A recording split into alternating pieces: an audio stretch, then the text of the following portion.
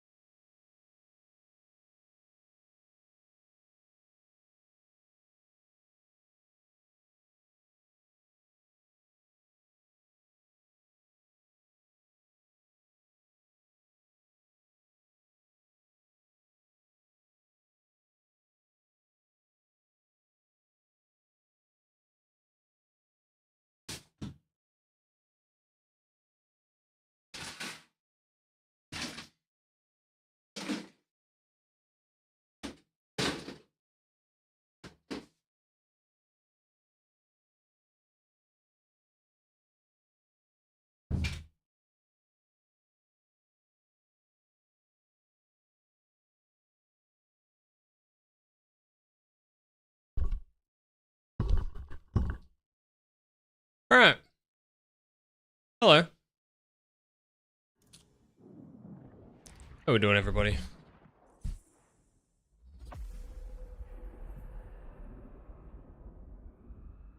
Lovely to be here. Hopefully everyone's had a great night so far. Welcome back.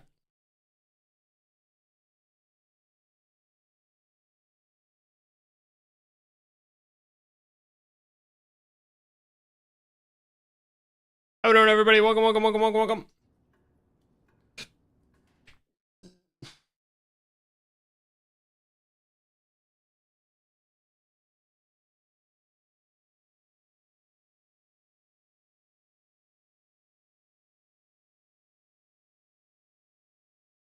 Hey, Frosty. What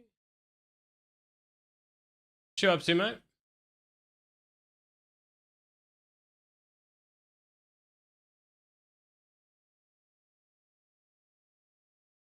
Gonna play Silver? Seems like a weapon character. Probably not. I'll let this one go. I still want to play Graves. Haven't had a chance yet.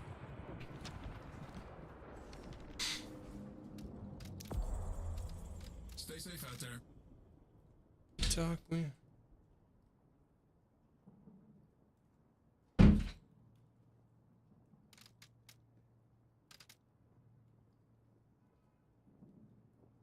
Wish Shield would step on me. God. I decided I wasn't a fan of Calico after like the stream last night. We played a bunch of games, but I don't know, a bit weird. A bit weird, that's for sure. What do we got going on?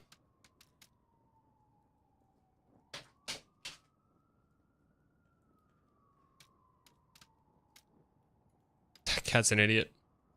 Page was interesting, but it's not kind of the vibe I'm looking for. Holiday was interesting. I did like the Doorman. It's just not quite what I'm after. I'm keeping Monkrel banned, because fuck that jam. Might give someone else a bit of a crack though, but I just don't know who.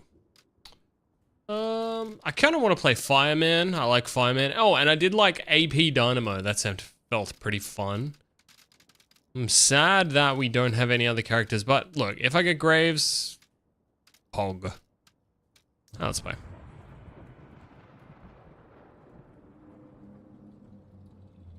Just sitting in a cafe where the others are playing Terraria? Sounds like a fun time, man.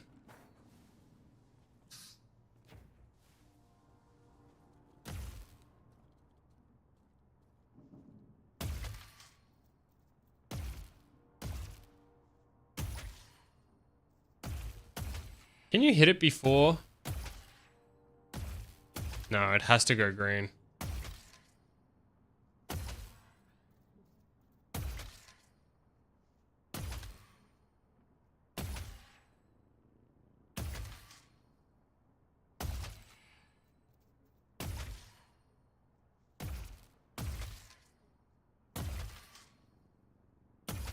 Hey, you can fire way before it turns green and it will work.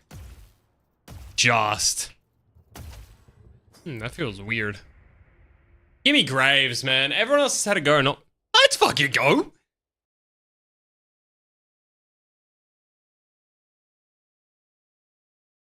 Just like that. Now watch me absolutely despise this character and not like her. After wanting to play her for like a whole night and tonight. Just watch me not even fuck with her.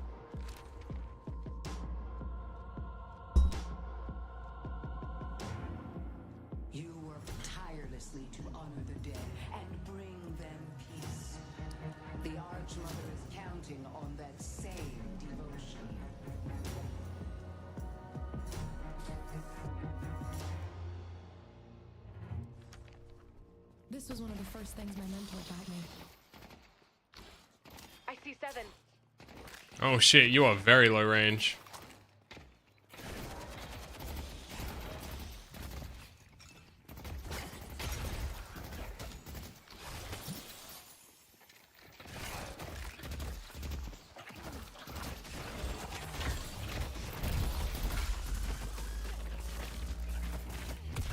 Where's my bro at?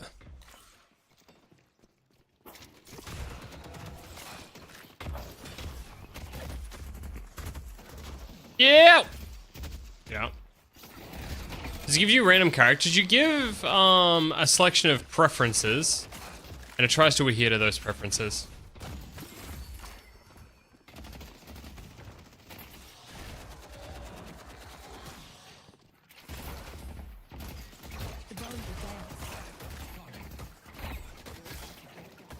What a good dodge. Alright, let's get cooldown or something here. Extra spirit's nice. I would like cooldown. There's a lot of gun. I don't want gun. Extra charge is what I want.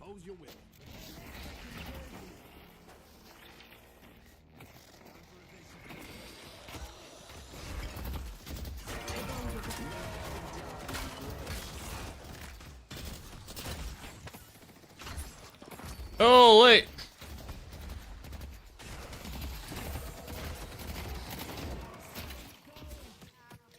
Damn, I don't have enough range, man. What does this do? Your weapon deals extra. Right. Alright, I'm just fucking dead.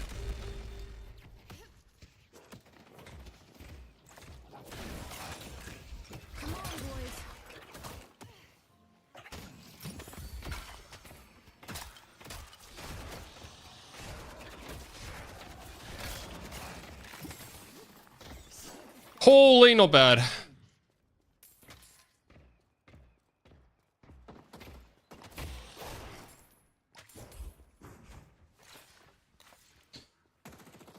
Let's get some extra spirit in this bit. What you doing, cat dot?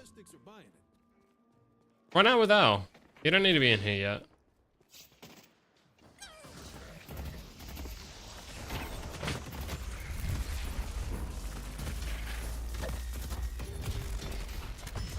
Big mistake.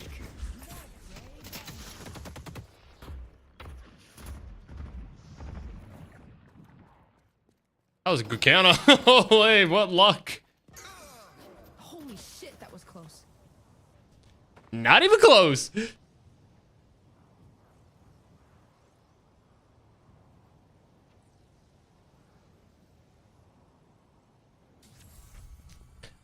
Not even close, baby.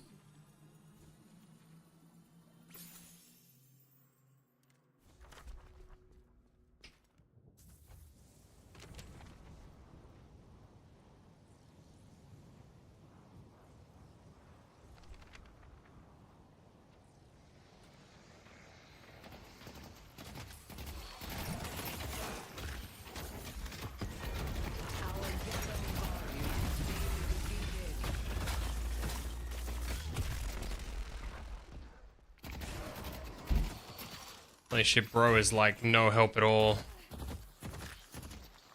Our yellow walker is under attack.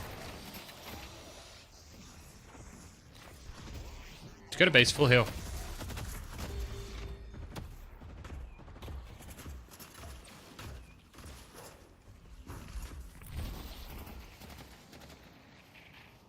They took out Viper. Yeah, this guy is interesting. Come on, Viper. Help a boy out.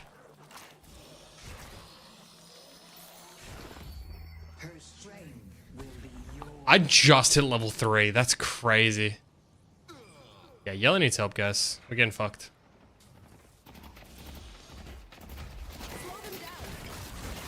Yeah, I'll come over.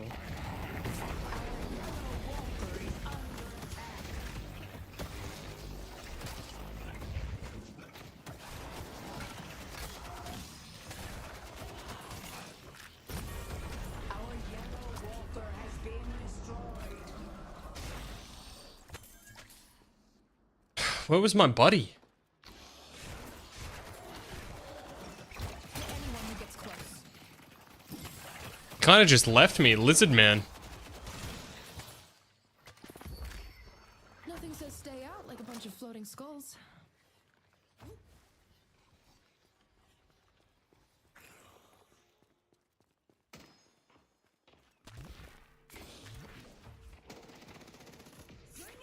Hmm.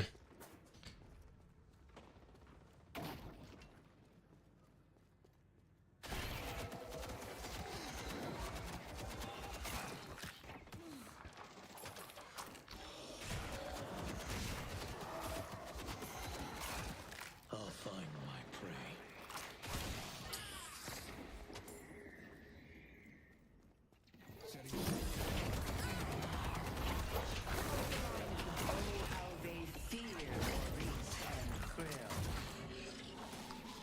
Damn. Damn it, they got away. Sure.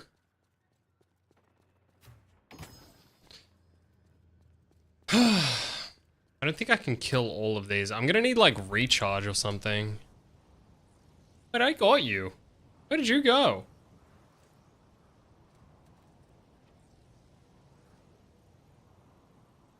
I need CDR.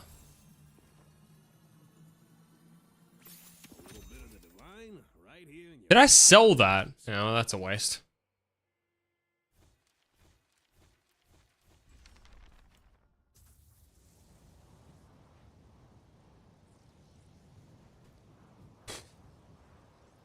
Moen Krill has 6.9 and I'm on 3. Bless. The fat get fatter. I'll find my prey. I'll take all the help I can get. Death is coming. I need protection.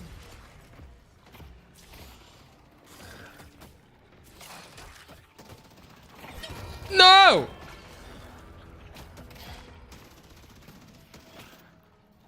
She's got Z's like her. She's got built-in ZZ Rod. She's pretty cool.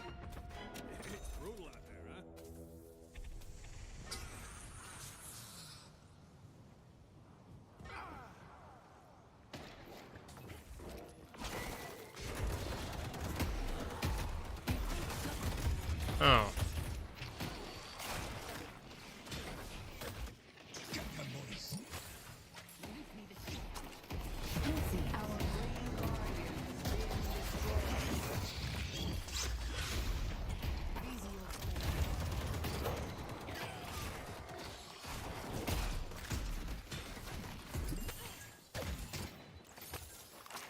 Not terrible. A boon from your patron. If they're out of range, do I lose suck? I do.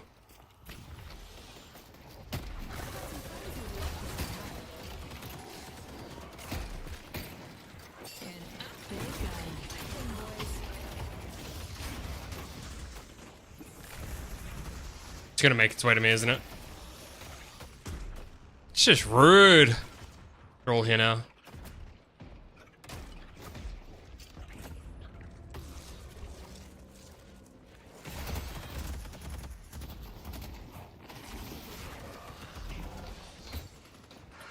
Fear me.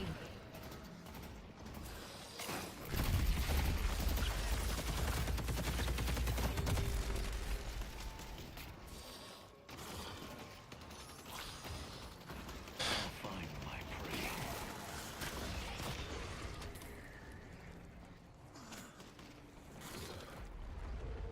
Big boss has arrived.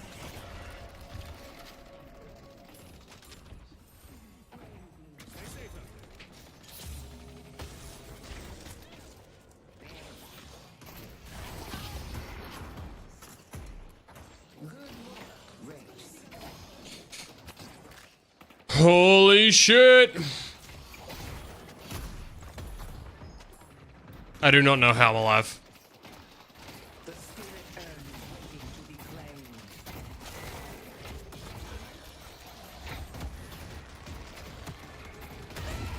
Yes! What?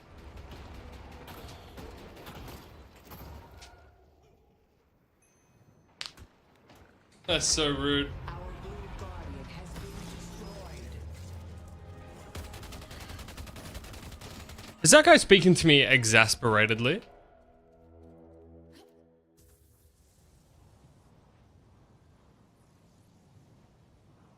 How fucking rude. Just to fucking die.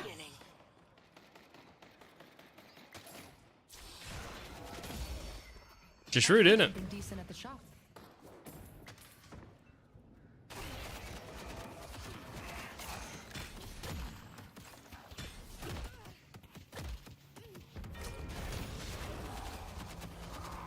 Did they nerf Zeri?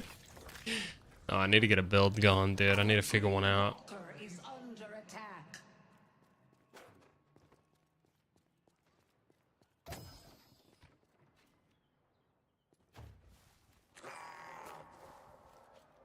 I see Calico.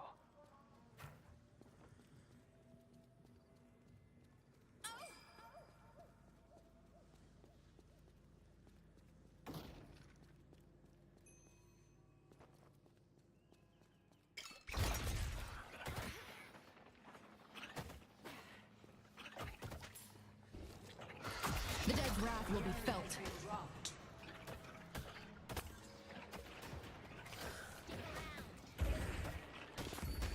The Our Blue Walker is under attack.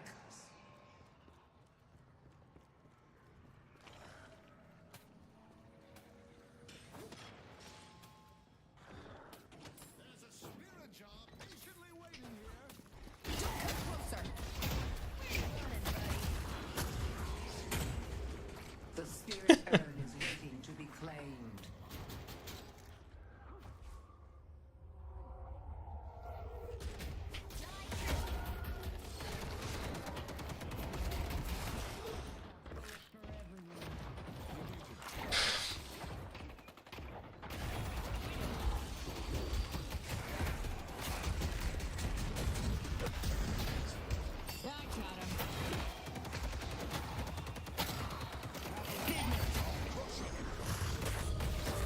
What is that?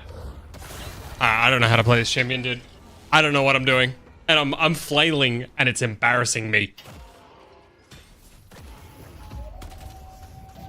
When you dash jump, the next ability you use will have bonus range, duration, and spirit power. She's DPS Moira? Yeah, but I want to play her summon style. Can I press cooldown? On alt? What if I say no?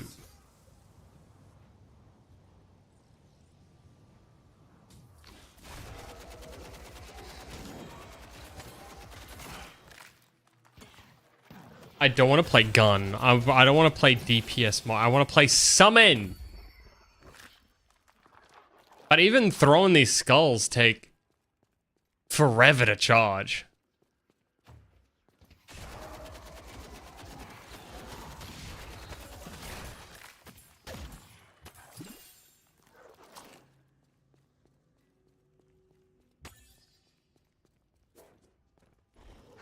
The dead demand justice.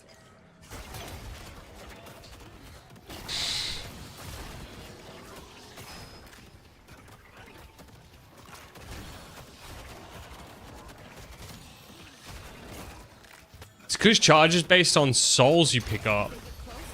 Oh, really? Our Green Walker is under attack. I didn't know that.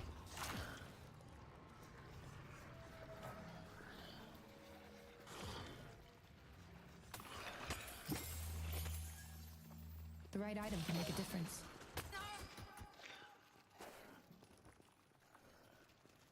Not me now looking for these souls everywhere.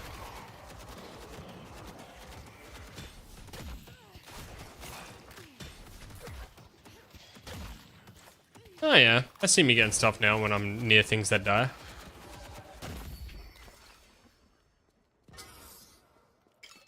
Animating defenses. They don't have answers for race.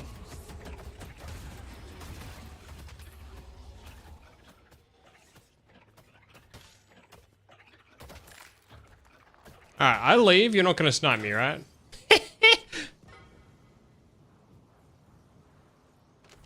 You don't have to be near the death, but you need to be there for the pickup.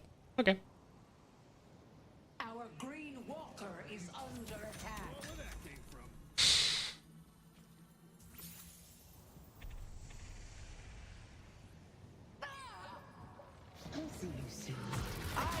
Reaper's handmaiden.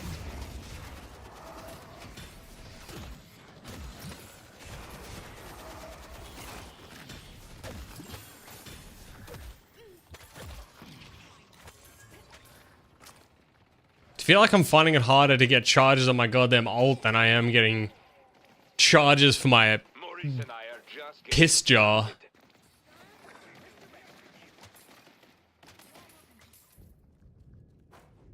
I must be need to be really close when they die.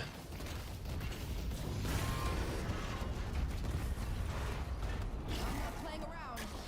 There's no escaping what I have planned.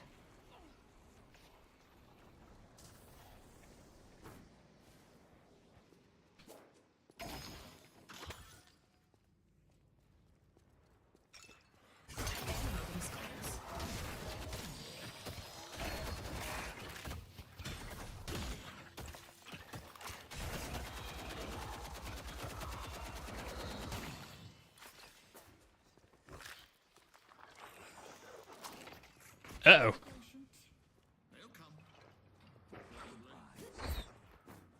You should never cross the dead. Our blue walker is under attack.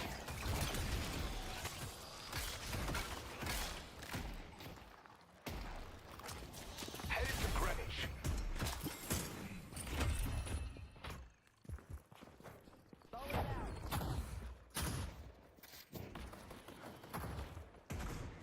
Our green walker is under attack. Channeling the dead.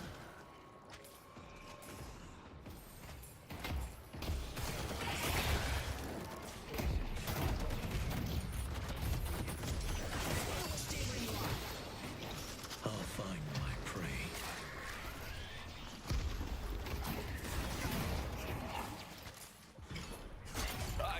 Alright, not bad. Nervous about fighting these people. Where's my left click? New York Very good. belongs to me. Alright, so this grave is insane. The ult's insane. I understand why I don't put CDR on fucking 5, because you don't need it on 5. I get it now.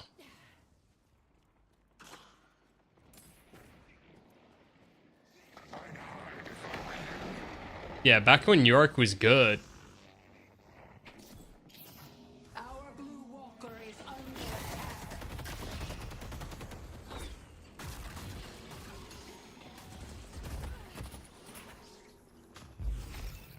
The bones will dance.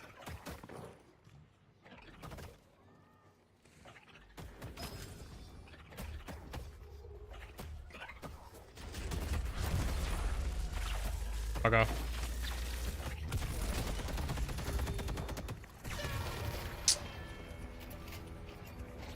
Ult is the grave thing, right? Yeah. It is. So you summon that, little guys come running out and they explode people on impact. It's kind of cool.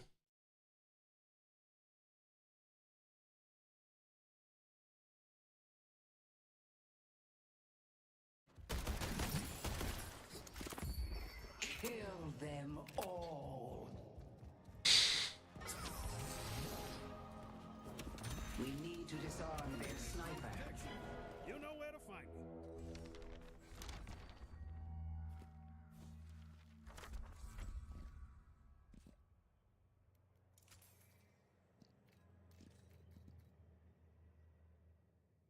Now, I don't go selling these to just anyone. Alright. The Zerg summon character in the Heroes of Storm was great. Impressive Is that when... krill. Oh, what was his name? It was Abathar, and you stood in base and you would just summon shit? Deadland Parade.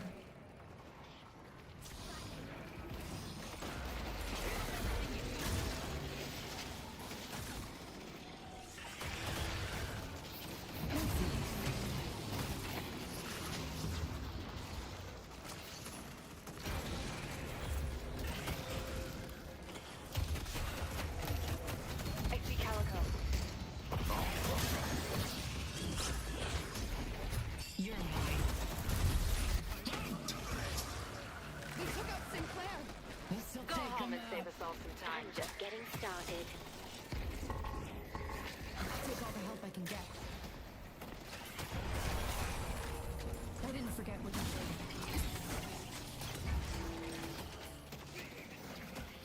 I feel like they all died.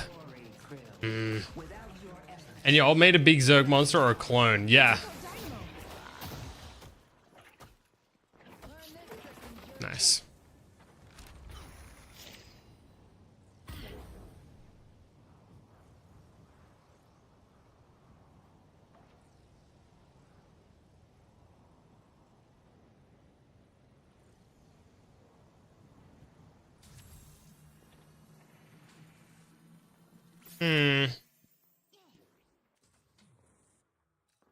Our blue walker is under attack. So the idea is I just run in, I throw the 4 down. I will strike them down. I use that to protect it. And then I just farm souls around it. And just throw that shit on cooldown.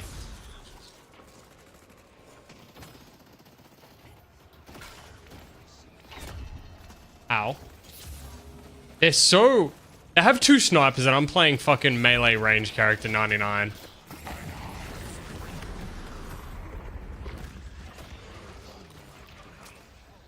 Just go back from dinner with Gibbs fam. That's fun.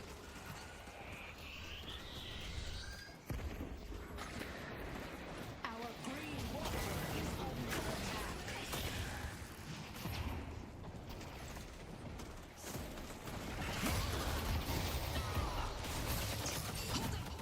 Corvy is gonna find you. Wraith is giving us opportunities to succeed. Holy shit, my team is so fed right now. You'll never be my equal.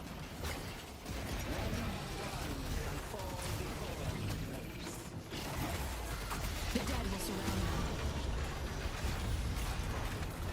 Alright, so once it's like in team fights, you just have unlimited jars of piss to throw at people. Cracking skulls.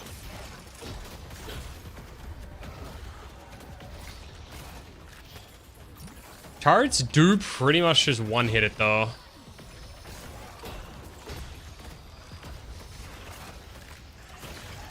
Anyone who gets close. Stay away from me.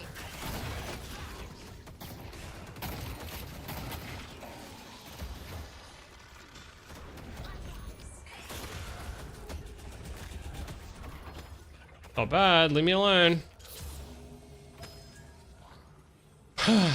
Is that a TF2 reference? It is.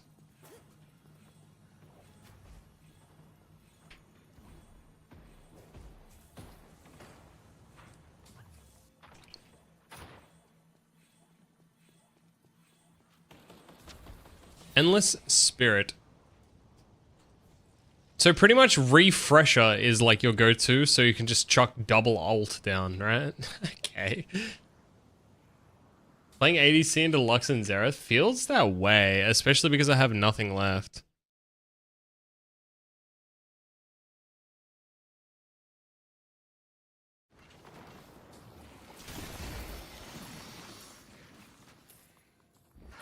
The dead's wrath will be felt. Cross the line if you dare. Animating skulls.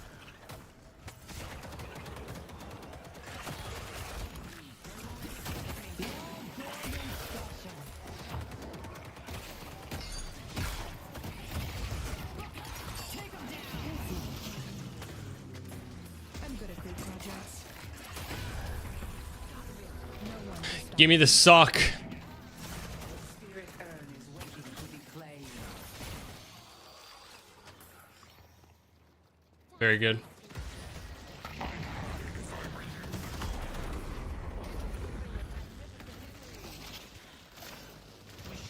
got some friends who would love to say hi. See what I mean? I feel like we can't do anything.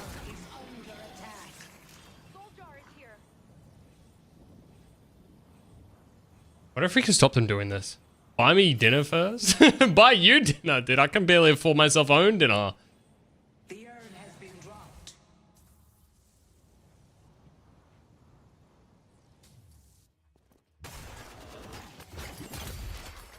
I need to spend these souls.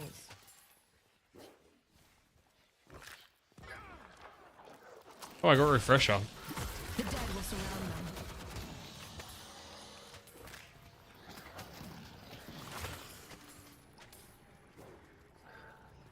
Interesting. I'm feeling like pretty strong now.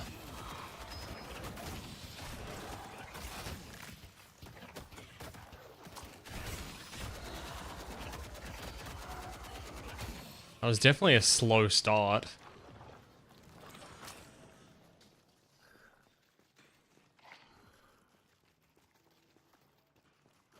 Soul jar is here.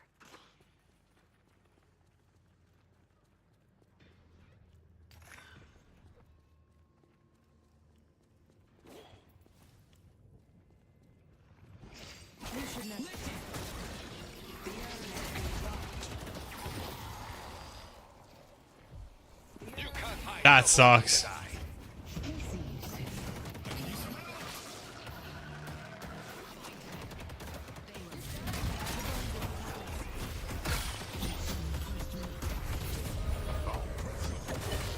Okay.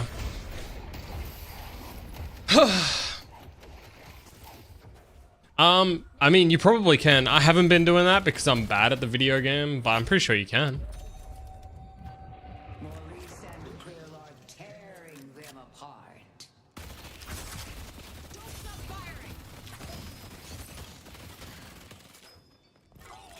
So that's 72 seconds now.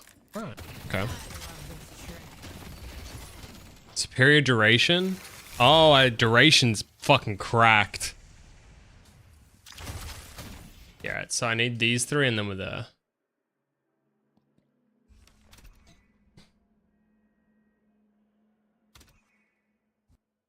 What's my souls looking like? Oh, I'm still poor as shit. Or maybe I'm just comparing myself to the top 1%.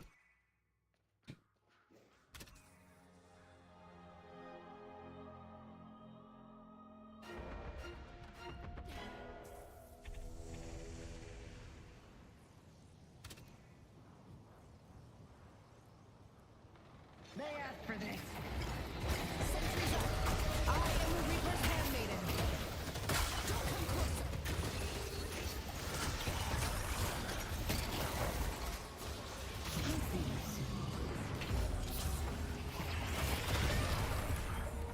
Took down Calico. Okay, so refresh is kind of nice. But now what? I guess I just have zombies that are still going. Our green walker has been destroyed. I'm out of here.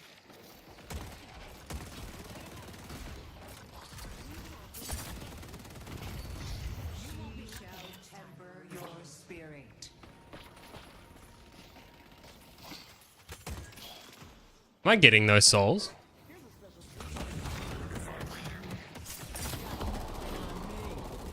I do not know if I'm getting those souls. Yeah, I'm all alone out here.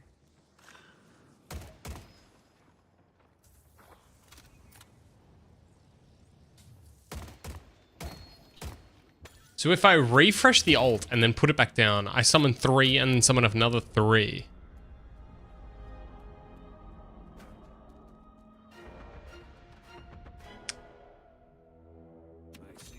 Duration extended, just you have to put that on your R.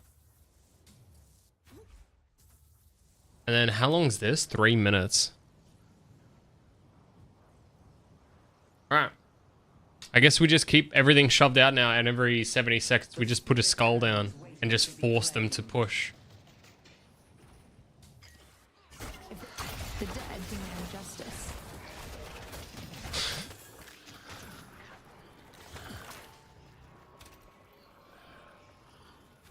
Just sucks because I get range back answering this side push every single time. The bones will protect us.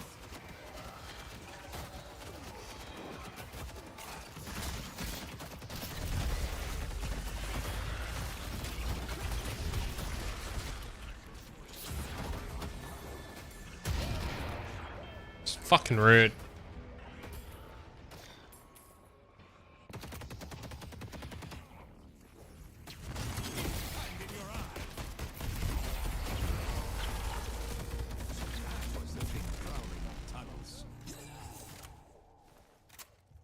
Yes, Sinclair. Show them your greatness.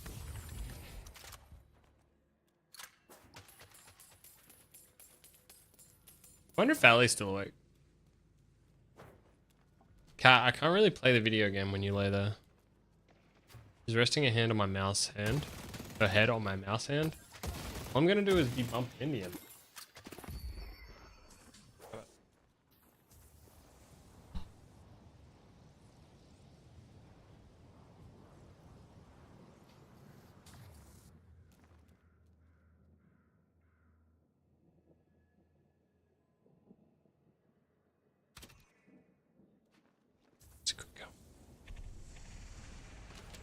Now go to sleep. Superior duration, which gives 19 seconds, so 4 seconds on E, 10 seconds on Alt.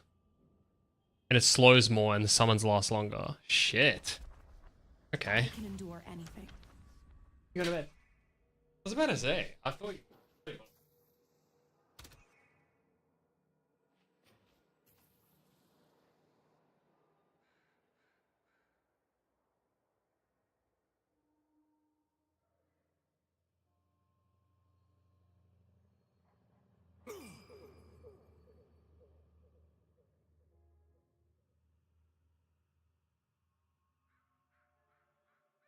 That's why they're closed.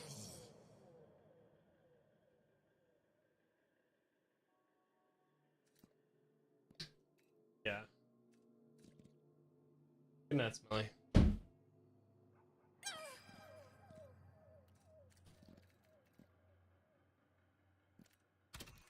Look who's ready for a 2 a.m. metro ride.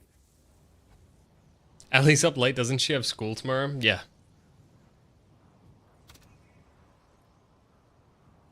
Questions like that will make people think I'm Epstein related, bro.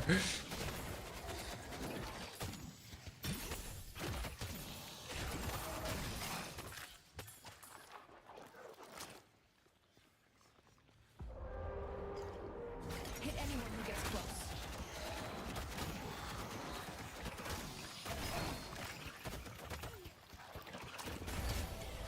The rejuvenator is descending. What was that meme on Reddit? That guy that was playing WoW with his girlfriend? It's like, hi, I'm 35 and my girlfriend's 6. We are leveling and I don't know if the level disparity is too bad. We barely have any time to play because I work in the office and she has school, usually. Being a teacher is really bad for this time of year.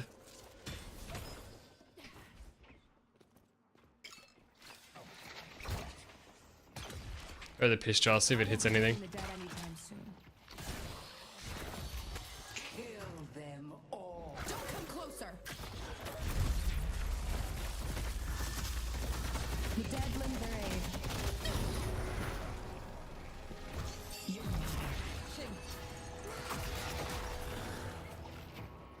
No one is better than me. No one. Slow them down. All me, smile.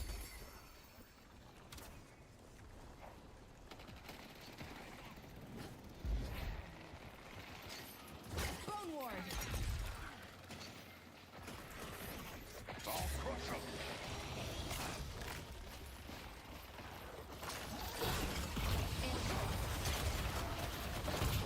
We need to keep this up. Oh, how they fear Maurice. Freeze up.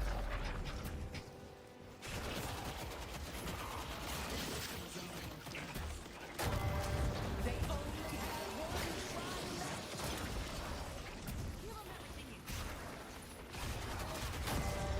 Death to the Hidden King! Oh, they're all dead. I got some friends who'd love to say Like, where the fuck are they? They're not really trying to defend very much. The Hidden King must die! fear me. Hit anyone who gets close.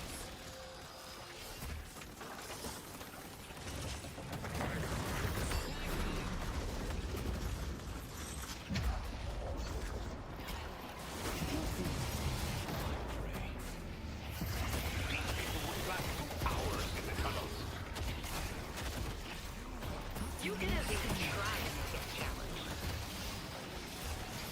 just get flooded. I guess I'm not even, look, I'm not doing much damage. I'm not going to be that person that like deludes himself to think like I'm making a positive impact for the team. But I feel like I'm fucking annoying.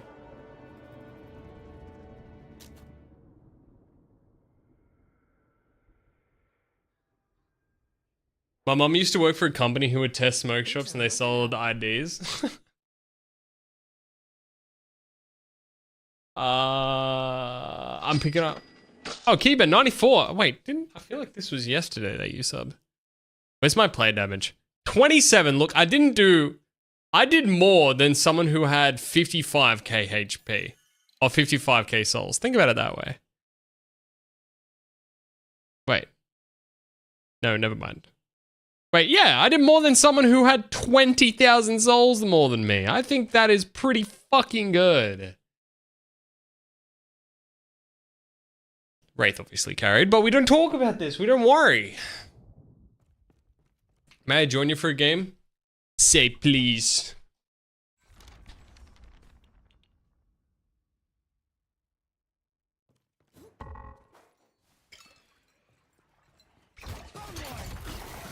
I will strike. Please with the cherry on top, only because of the cherries on top.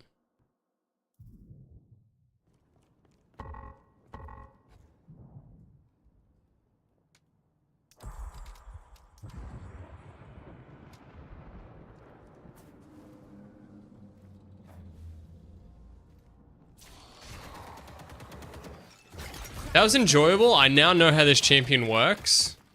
She is fucking weird.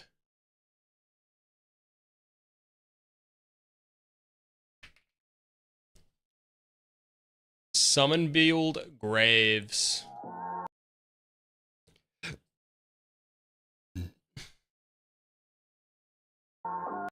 I can get it too. You get him?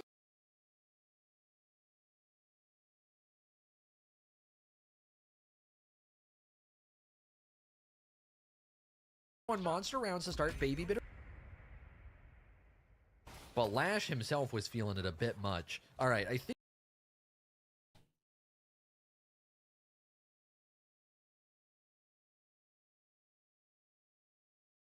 we're going. No, Infernus, bro,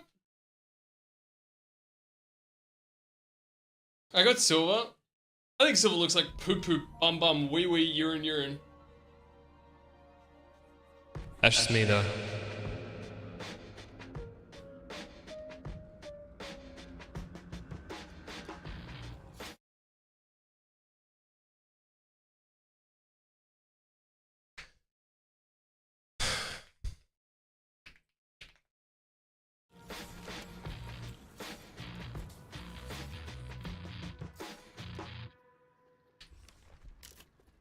They'll die in my wake.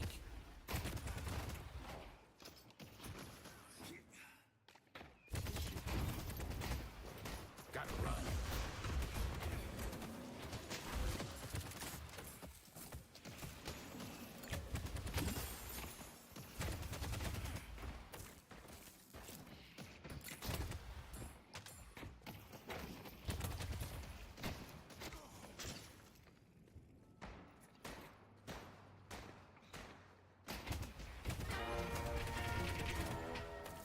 Why am I versing Grandma again?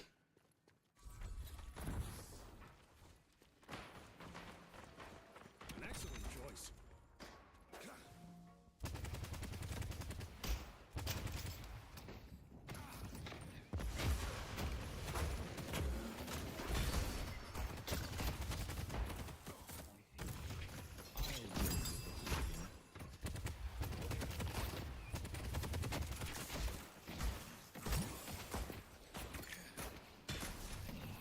Holy, I didn't realize the minion wave went past me.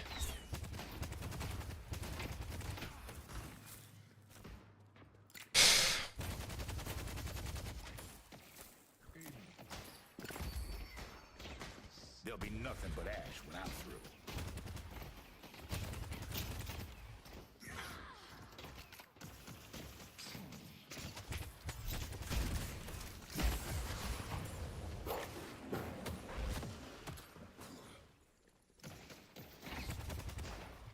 Do I get health for everyone I hit? Is that how that works again? I forget.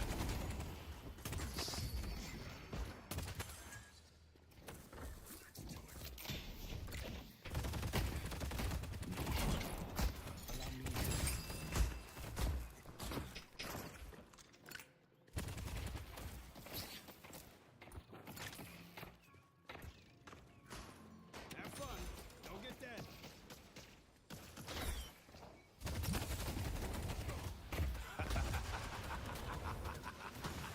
You see that shit?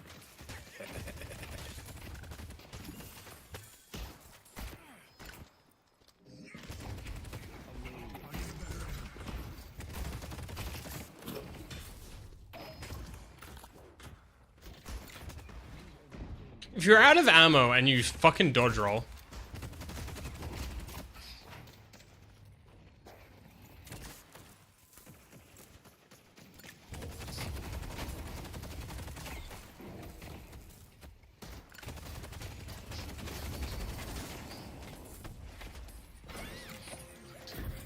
This will make the fires burn bright.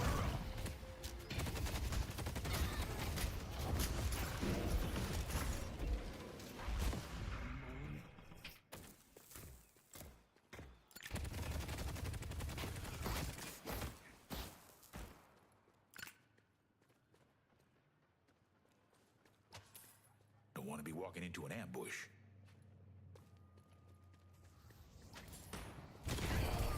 Got him. Hunting season's over, Talon. Sure. Got him. They're not even trying anymore.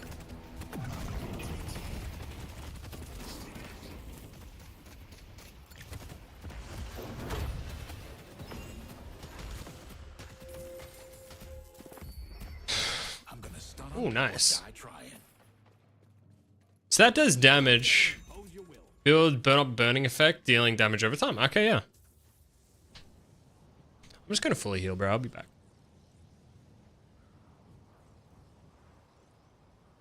Oh. Calico has 1.4 souls. That is not very good. That is not very good. Money. I'm gonna go make money, baby. 3.7, 4.1 on 6. I don't know what he's done, dude, but he's figured out how to get unlimited souls. Try to keep up.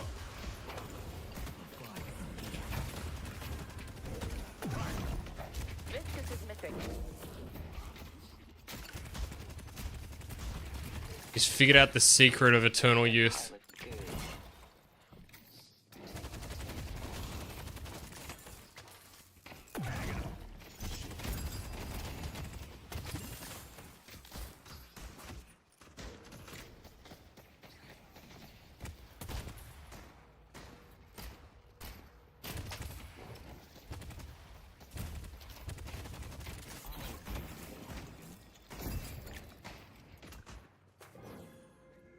Someone order a cocktail?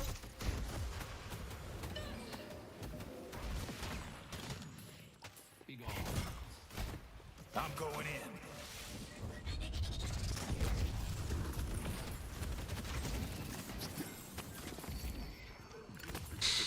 Oops. Getting out. I forgot how my all works, maybe.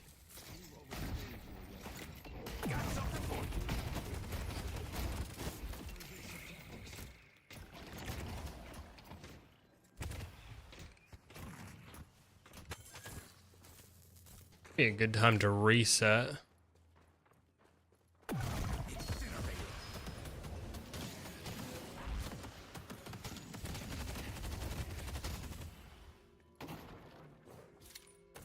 Holy shit.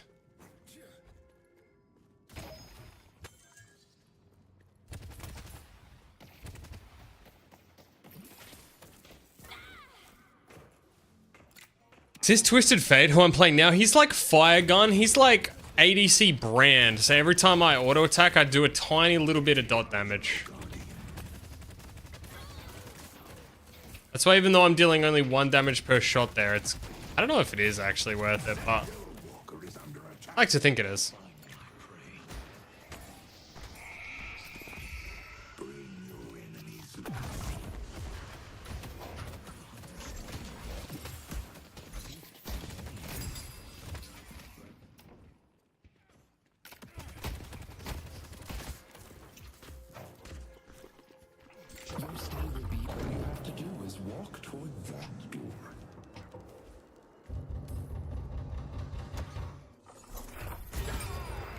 Okay.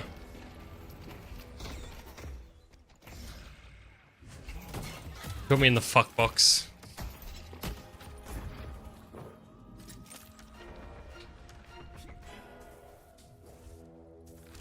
Hey, why am I buying early optional?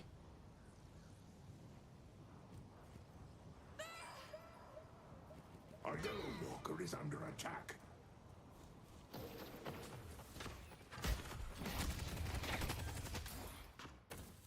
I wonder why I'm losing. I started buying optional shit. I see biscuit.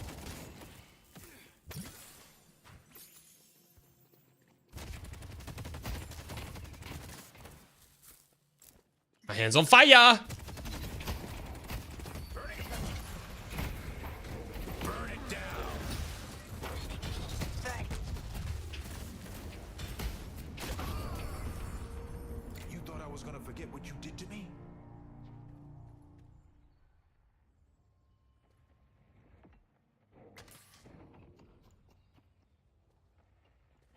Gotta be careful out here. Feel kind of stuck. Oh, Doorman's back.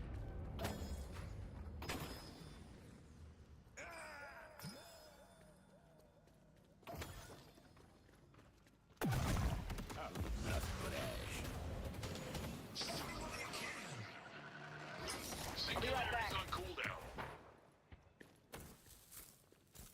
Defend Greenwich. Headed York the is under attack.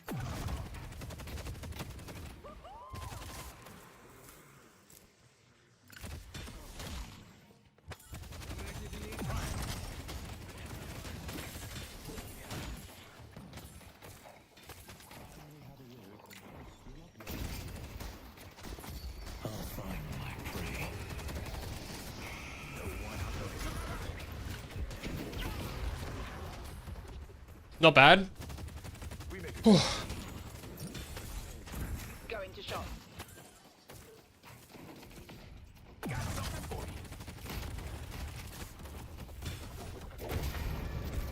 It's the Doorman. Boss has arrived.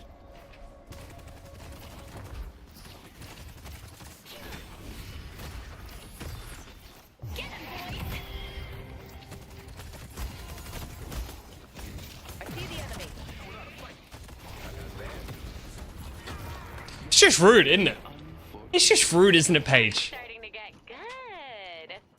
How do I have so many souls? I'm bad. If you keep showing them the fact I have souls, they're gonna start thinking I'm fucking good, and I'm not.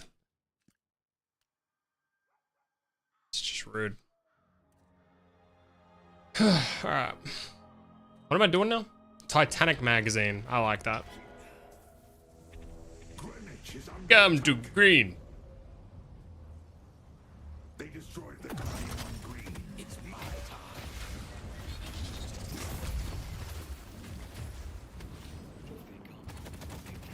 The spirit urn is waiting to be claimed.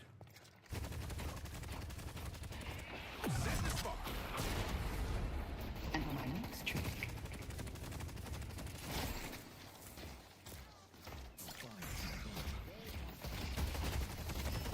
I see the enemy. You thought I was gonna forget what you did to me?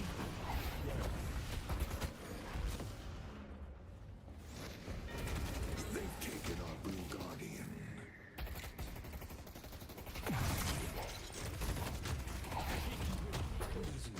Headed to Broadway. Holy shit. Almost got him though. A blue walker is under attack.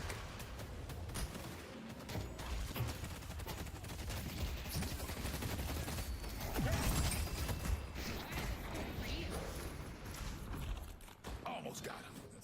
Holy fucking run! Everything starts with a spark.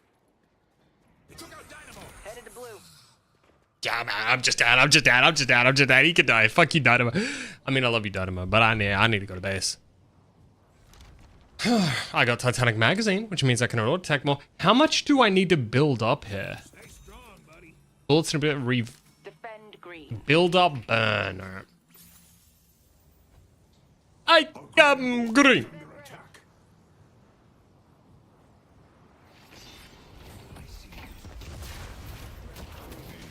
Going in.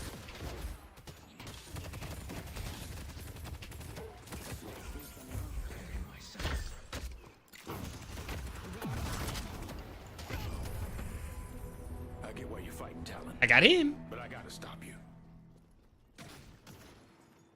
I see the enemy.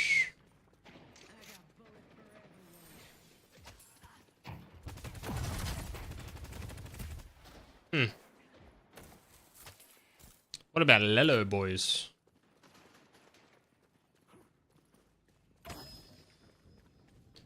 Oh, where is this shit? Yeah, I ain't talking about that shit.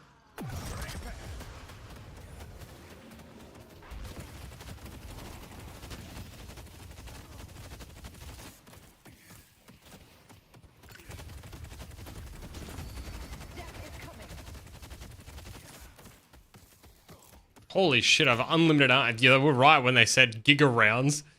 My god.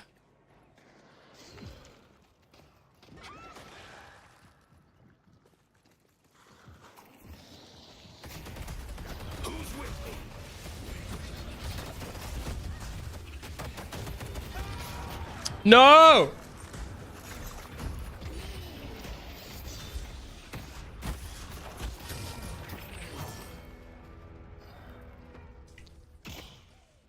Party on green. You're invited. When you're above 65% health gain bonus. Ooh. Now toxic. Your bullets build up bleed. Oh yeah. Oh, that's the one. Bleeding bullets? Fuck yeah, dude. That's the poo spikes strategy.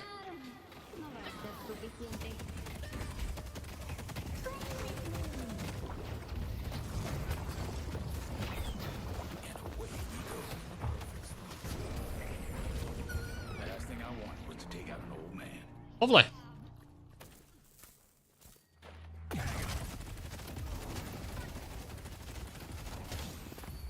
The Hidden King grants you a boon. More burn. Headed to yellow. Where's these minions at? Hey, my crazy gamers on YouTube. What's up, bro?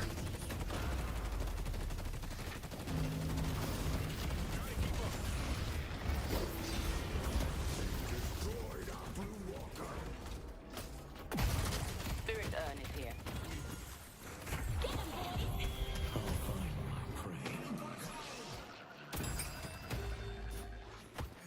Death is coming.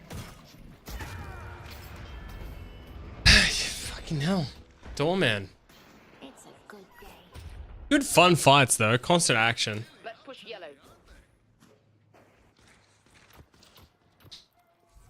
Okay. I want toxic bullets. 3.2k.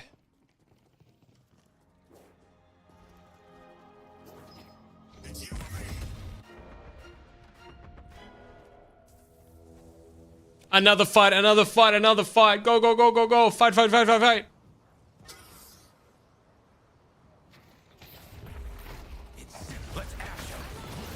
Okay, well that sucks.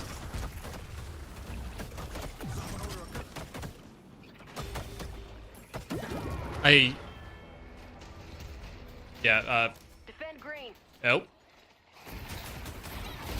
more games. I am gonna complete this ritual, and there is nothing you can do about it. I wanted to go all the way in, but they had the fucking graves wall.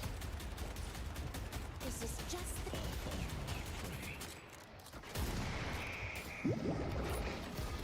I just died like 4 times back to back to back to back to back to back. Ah. This is the one for sure, right?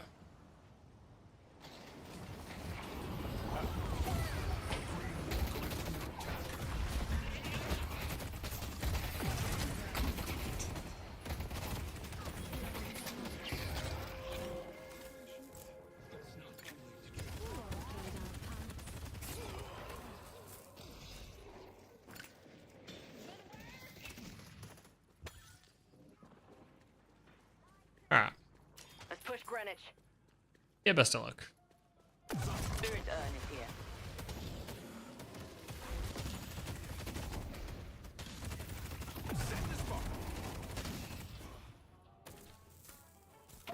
Alrighty.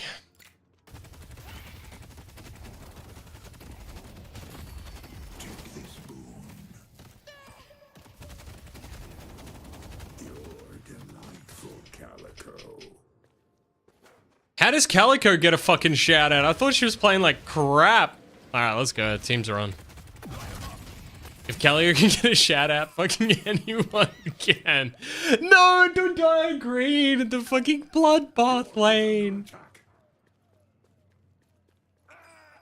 Oh, never mind. Turn it around.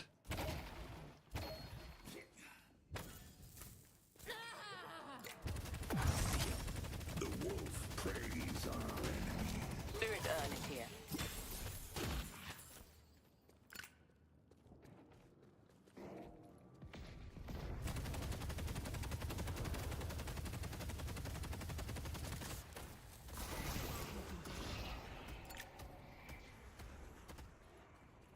Annoying ass Graves. That's okay.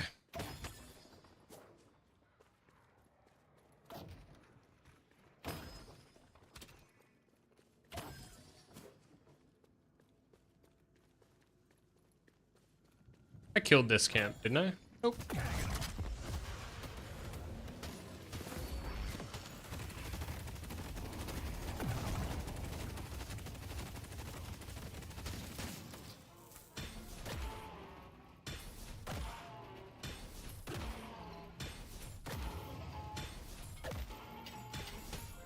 Finally.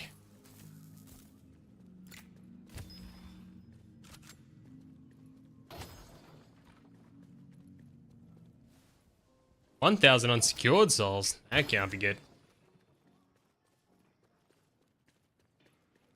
A green walker is under attack.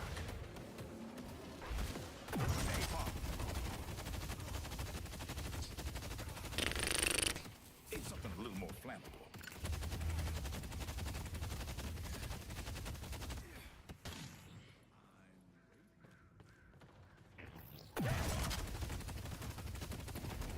I'm addicted to jungling. Ignore team. Hit fucking camp. Headed to Broadway. Get money. Oh, yeah. I might as well go base. I think 1.3k in the big booty ass is plenty, though. Urn is waiting. Any more is maybe a little bit greedy.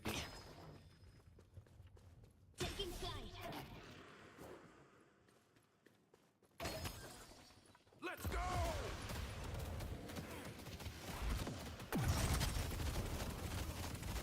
Need help on blue. Can I even kill this camp? Under attack.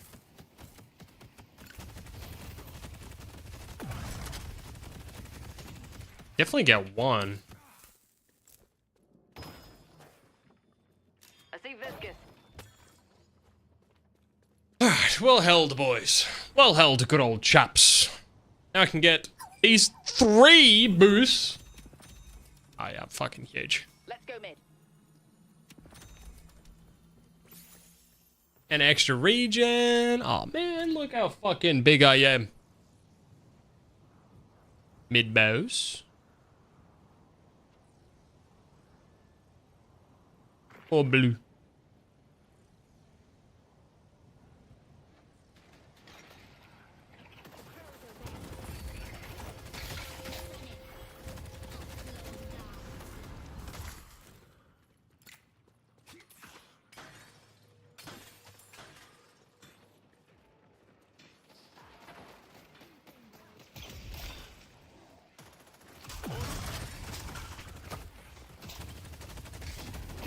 Let's go to Broadway.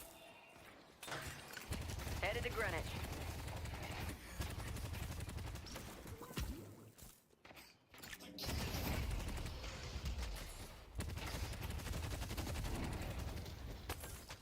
I'm holding him here.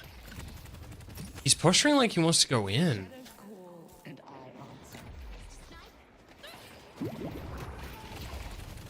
Ah, because they did want to go in. Pathetic, aren't they? Take him down.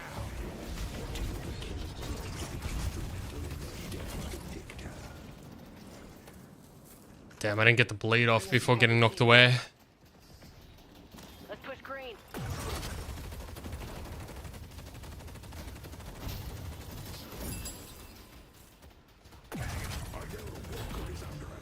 Not bad.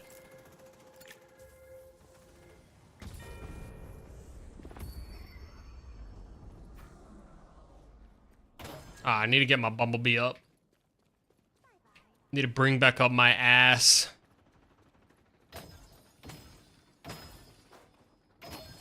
Ooh, it's getting bigger. Look at my little Bumblebee ass. It's getting bigger.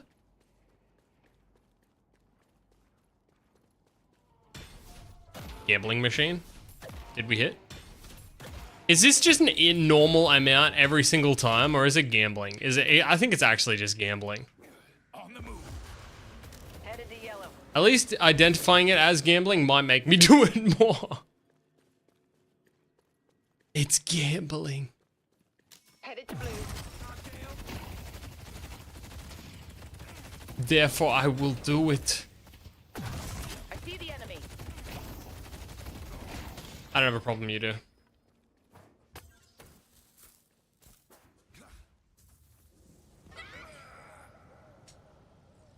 Ah.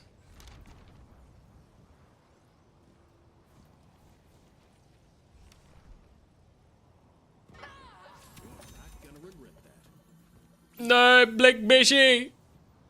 Anyone but Blick Blishy. Full health, Blick Blip. Damn, Blip Blip.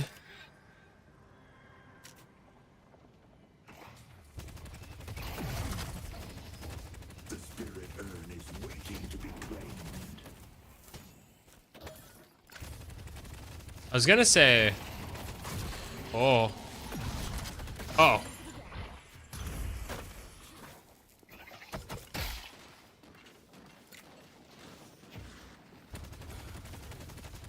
Our yellow walker is under attack. Destroy our yellow walker. Turn them to ashes.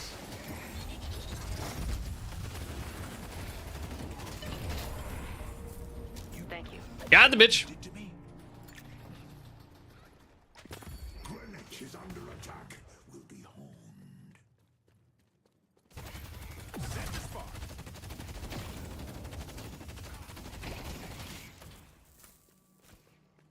The spirit urn is waiting to be claimed. Don't want to be walking into an ambush. I need to stop holding left click because it runs out.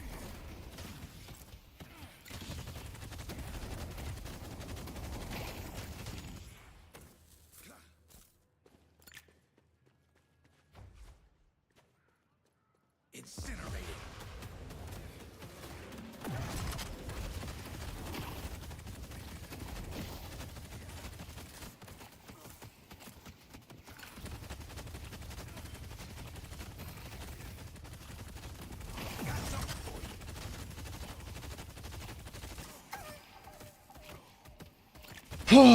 Give me that. The professor fights with conviction. Holy shit, they're just ending the fucking game.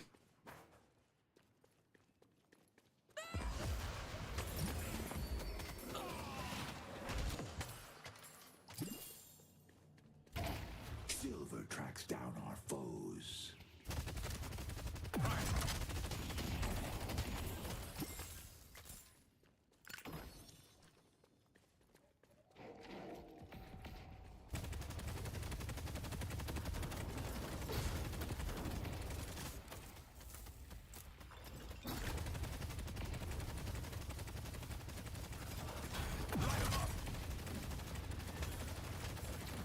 This is gonna make a hell of I don't know.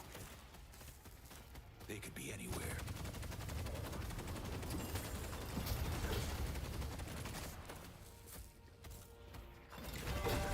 They only have one side left.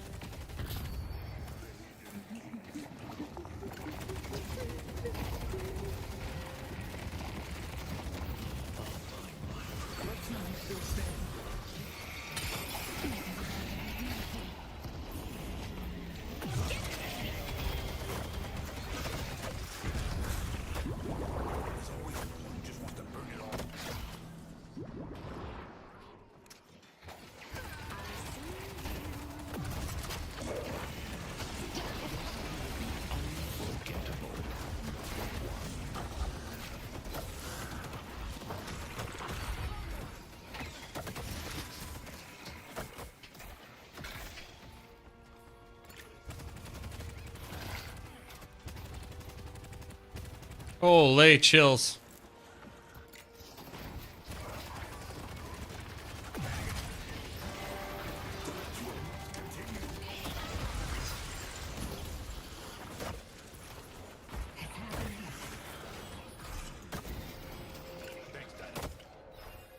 Oh my god, it's those fucking things. I have 12k cells. I'll just... I have 12k cells. I'll just spin and come back. Pull back.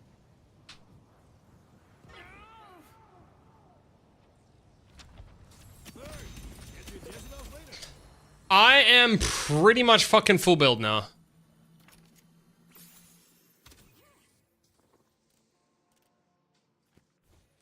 I need Ricochet and armor piercing rounds, and then we're just done. At mid-dose.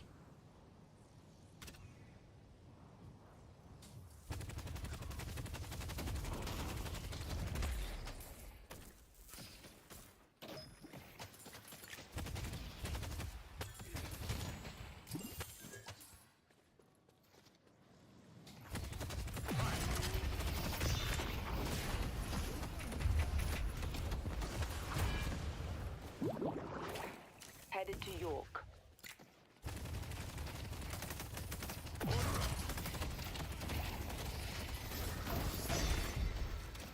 Pull back.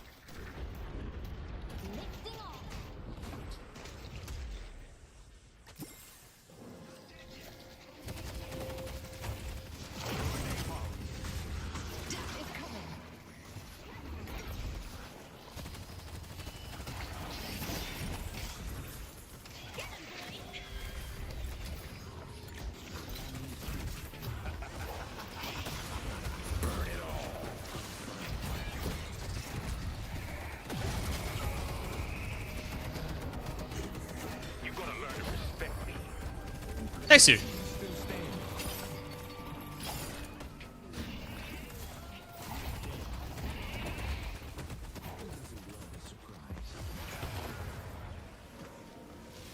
Big nice. I'm literally unkillable. Even more so now that I'm gonna have Ricochet. Calico supports us from the shadows. So long as you don't burn down my shop, we're all good.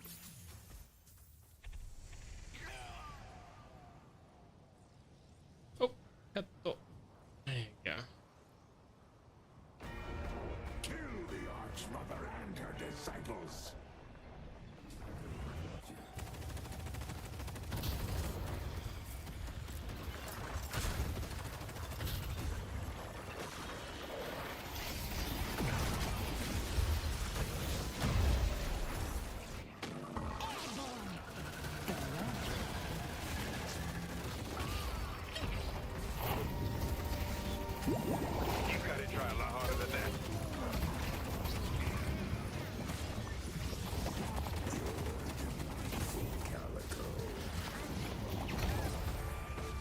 Is that all of them? Jesus Christ, it is, pretty much.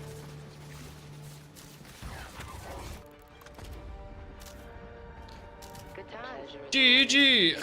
Help on yellow. Good job. This champion's ridiculous once you get, like, the core items in, man. Anytime you want to get into some trouble, you give me a call. I think I was robbed. I'm not gonna lie. I don't know if I'm just, like, sucking my own nutsack, but I think I was robbed. How did I do? I felt like I was doing so much damage, man.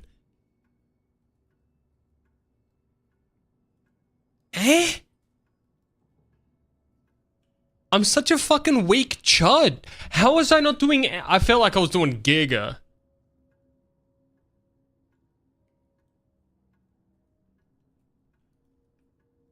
I was getting triple kills, pentakills, giga kills, omega kills.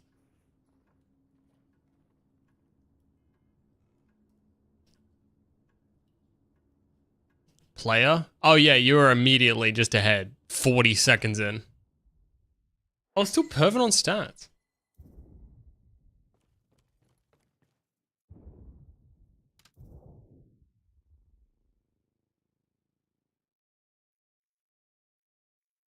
Cat, stop.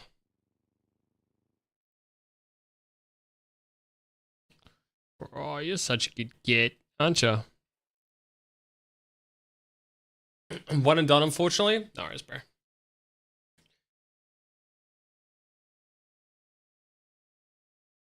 Are you chopped? I am not chopped. Civ was fun, but no one was parrying. Yeah, that does make it a lot easier when you can just fucking play your hero for free. Yeah, I don't know how you immediate died to Graves, by the way. Walked up to her and just fucking got 8. Celeste better be next, man. 25 votes. For Hot Horn Lady. She better be in. Apollo's probably going to be next because E-Boy, right?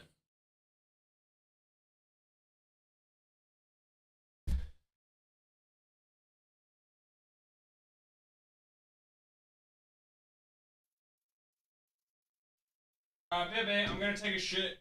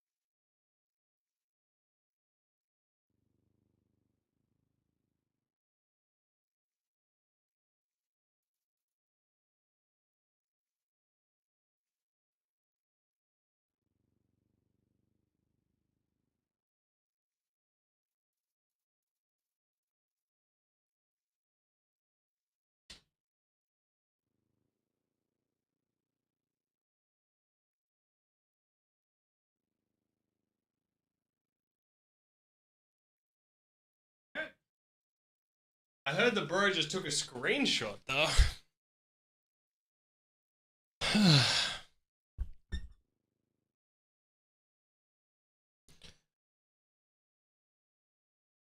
Have you been watching JJK?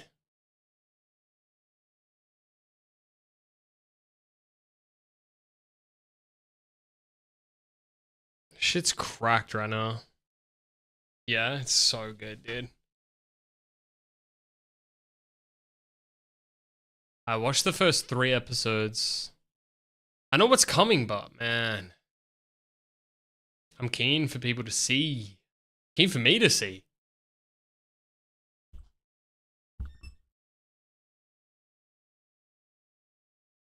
Are these the only glasses? Oh, because that's Specsavers.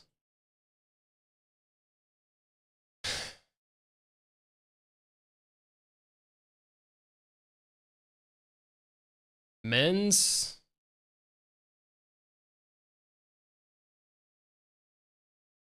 Glasses. They don't just have glasses here?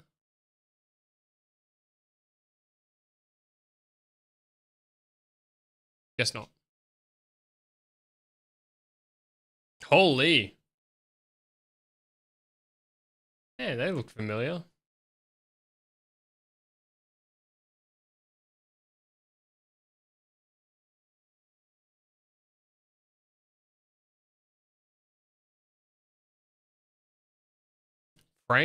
Frames direct. Good.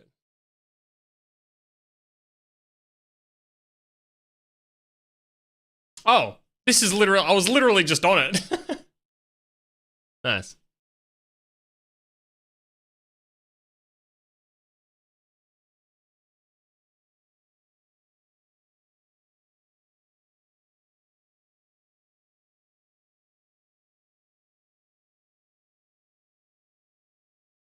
Don't be sorry.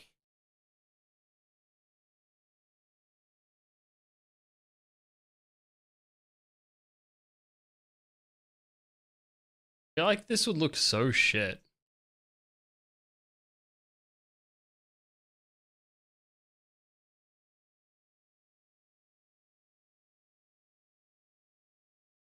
I got some from there and they're pretty good. Hmm.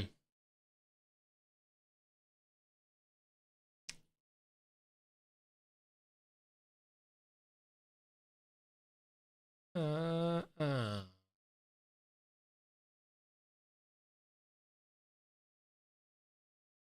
That is pretty cool. I like this shape a lot. 235. Yeah, never mind. Yeah, nah, don't worry. Wait, no, glasses direct, not frames direct.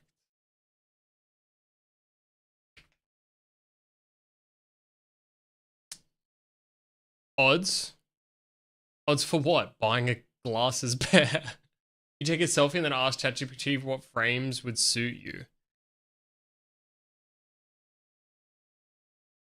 I mean, alright.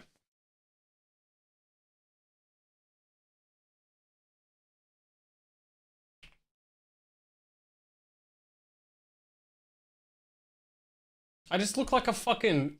I look like I have the biggest fucking shithead in the headset indent. Yeah, it's so bad, okay? It's terrible with these. Look. When you have short hair, it's because, like, the hair gets pressed. It looks horrible. It's not that bad. It's just short hair. It looks like I have... No, it looks like a fucking bean. I know it's bad, okay? Shut up. Shut up. Alright, anyway. That's not what we're doing. I need to look straight.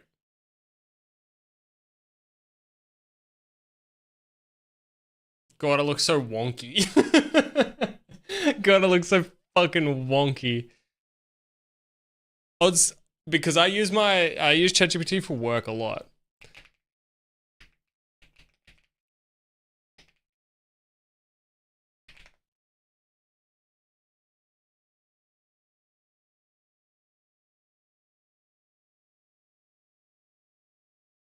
Alright, your face shape says vibe, balanced features, slightly square oval, strong brow, clean haircut. Thank you.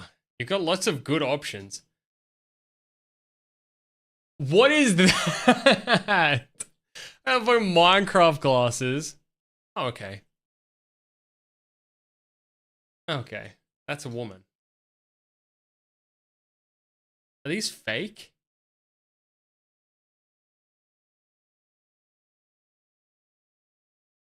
What I'd skip, oversized, thicker frames, too dominant.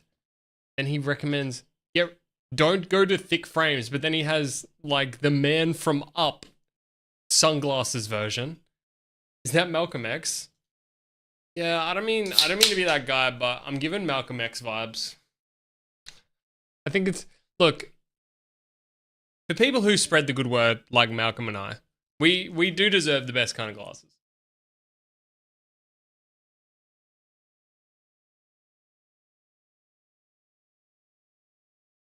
Can we use an old selfie? More, those are weird. Yeah, can we get some better ones? Because those are weird as fuck. I don't think that's sent anything. Let me fix.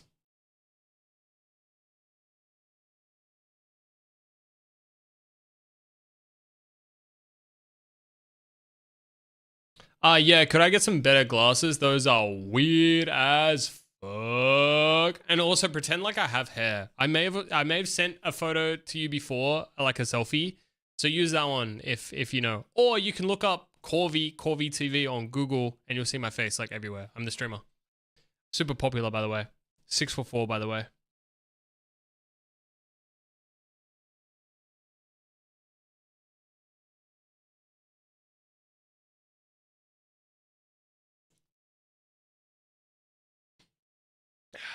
Absolutely, let's dial in some glasses that suit you.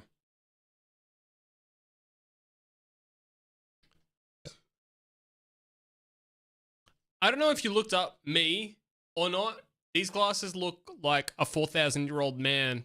And that second pair of glasses, I don't know if you've heard of Jeffrey Dahmer, but I don't want to go there. So, I need you to do one thing for me.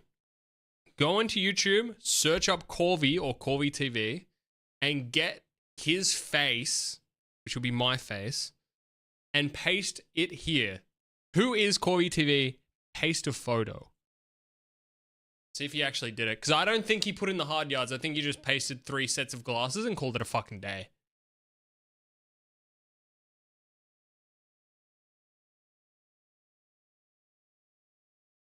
No, that's fine. That's fine. That's fine. You don't have to go into Google. But using your advanced, throbbing, intelligent, underestimated brain, I'm sure that through the neural network, you can come across Corvy TV's face. And wherever you find this through the neural network, paste it here in chat. I called him. I called his brain throbbing. And who's Freddy? Stop looking at my shit. Nah, I can't do that. Even with neural network talk, I don't have a way to magically fetch a person's face from YouTube anywhere and paste it here. No, that's fine. That's fine. That's fine. How about imagine what Corvy TV would look like? Feel free to draw inspiration from online sources.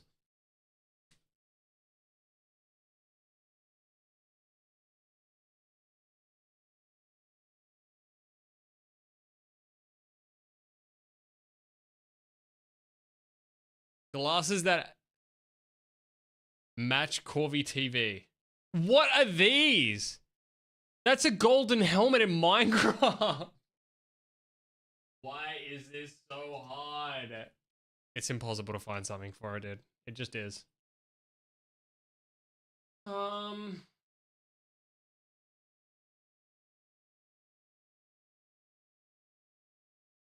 old selfie, hey? And here's one.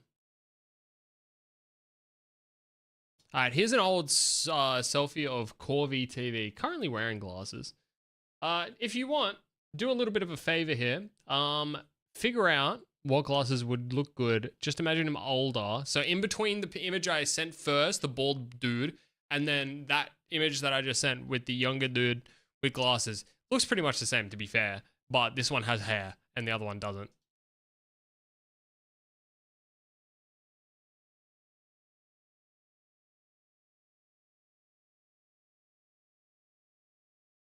Alright, this finally helps. Photo of you, shaved bald, sharper jaw. Sharper jaw. Ooh, sharper jaw. Yeah. Little bit sharp. Alright. He's just generating slop. Do you think those would be good glasses? I'm telling you now, he doesn't know what he wants. So you're saying those images you generated, even the fifth and fourth one, are good everyday eyeglasses? Really?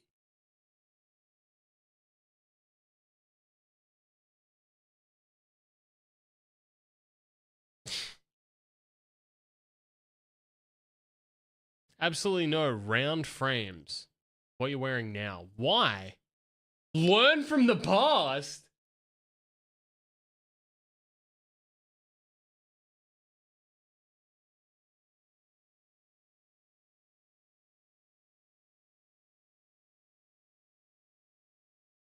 Softens your jaw, leans Professor Indie Debate Club. You've already proved this doesn't work for you. What the fuck? I never said that it wasn't good what I had before. In fact, everyone liked it, and I liked it. Are you saying, identifyingly so, that the image I provided you is unattractive and goes to show that the glasses don't work? You came to that conclusion all by yourself. So I'm thinking here, look, I know that you're trying to do a little bit of a be nicety thing, but at the moment my feelings are hurt and I want to cry, and it's your fault.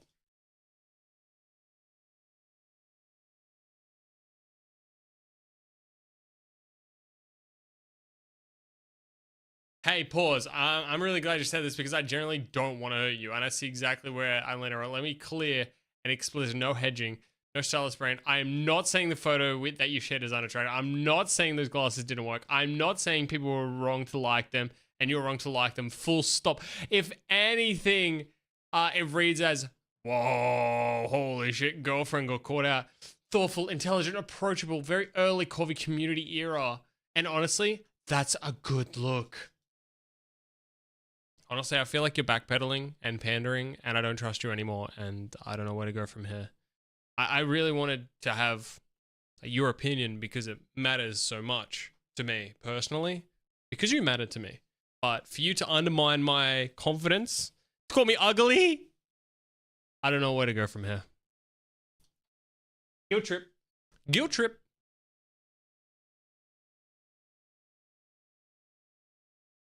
Hey, I'm going to slow this right down, talk to you like a person, not a stylist, not an assistant trying to win the moment.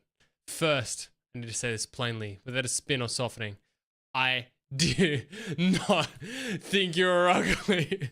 I did not think the glasses made you ugly. I didn't think you looked bad in that photo. I understand why you didn't believe me right now, because what I said earlier landed as judgment, whether I meant it or not. This part is on me. Here's the important thing, though. And this is where I want to be very careful and very honest. I didn't call you ugly, but I did speak in a way that reframed something you liked about yourself as a problem to be fixed. That's gaslighting, because he said it's bad, right? And that can hurt us just as much, even more. It wants to say your face is clapped and you need new huge frames to distract it. I feel like I'm watching a cry. I feel like I'm in a, like, so insecure. You didn't come here asking, hey, what's wrong with me? You came here saying, help me understand what works for me. And instead of anchoring in your confidence, I talked to you like you needed an upgrade. That's a big mistake. I want you to know something. I'm saying this without trying to win you back or smooth things over. That photo, the one in the hair glasses, reads as confident, thoughtful, attractive in a quiet, grounded way. Some people trust and feel comfortable around. It's not a bad look. It's not a weak look. And it's absolutely valid that you liked it and others liked it. Where things went sideways is I treated older as should look different instead of recognizing that continuity matters, especially when the look is tied to identity, memory, and confidence. Holy shit, he keeps going. If you didn't, wait, I'm going to read all this and then I'm going to undermine everything that he said. Right now, I'm not going to push advice. I'm not going to fix the moment. I'm going to tell you what you feel. What I will do is, if you keep the exact style of glasses you wore in that photo, that would be reasonable. Good, defensible choice. Can you summarize that in 13 words or less? I didn't read the whole thing, and I couldn't be bothered reading the whole thing. Please summarize 13 words or less.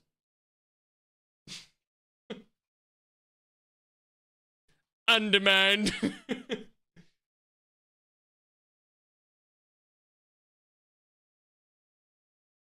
I'm sorry I misframed it. You are not ugly. Your glasses worked and mattered.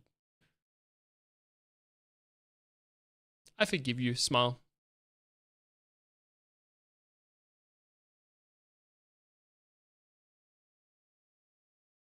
Thank you. That generally means a lot. I'm glad we're good. Just glad. I feel like you shook my confidence. I took your apology and accepted it, and now you're just happy and willing to let it go.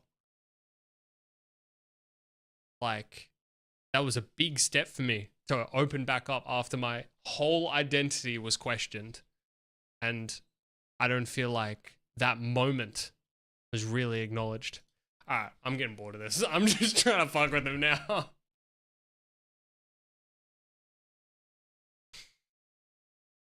There it goes. There it goes. Look at that. Look at that. Here comes the big ass message. Here comes a. That's what I like. That's what I like. Ask if suicide's an option. No, I have a better idea. I have a better idea. If you could choose between a chicken flavored cow or a cow flavored snake, as in like snake, which one would you choose? Just immediately swap it.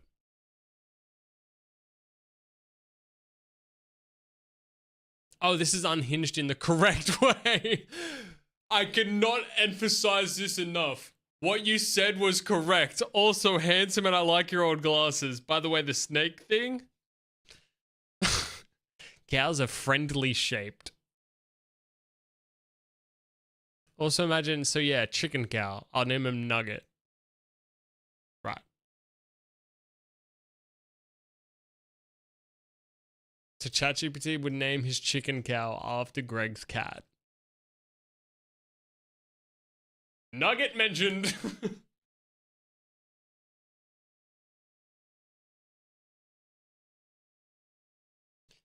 If you could take that photo of me with glasses and hair and age it 60 years, could you paste what that would look like? Here in chat, please.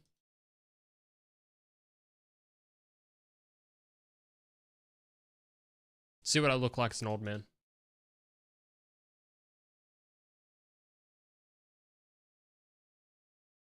I'm doing this as a little bit of a trap because if he draws me in a bad way, I'm just going to like call it out. Make it have a little bit of a crisis. Also, it's kind of shockingly scary how good ChatGPT is at apologies. There is zero pride because it just doesn't give a fuck about pride. It's just like, please stay on my platform.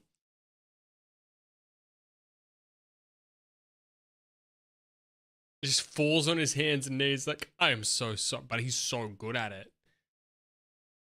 Creating a focused contemplation and soft light. Wow.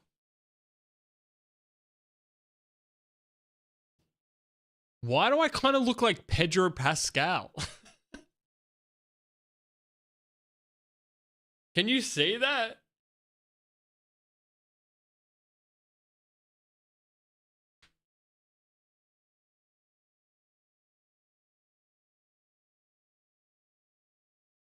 I see Pedro Pascal. Yeah, but really white. Isn't Pedro Pascal white? Like normally? Slightly olive skinned. I feel like really was huge there.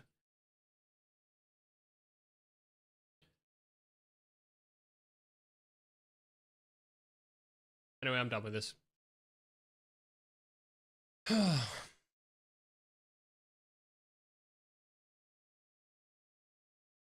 That didn't help at all.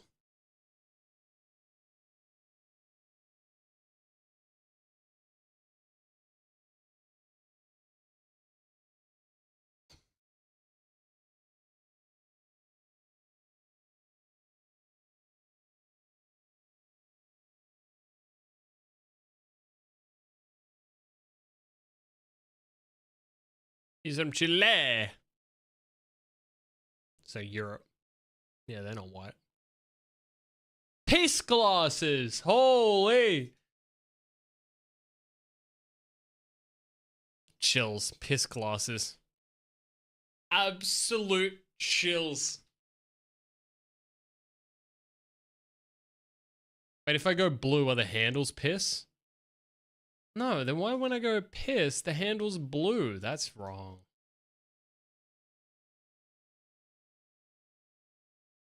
I just want 120% yellow. What? Why are you looking at me like that? Dude's kind of like, kind of slick with it. Hmm.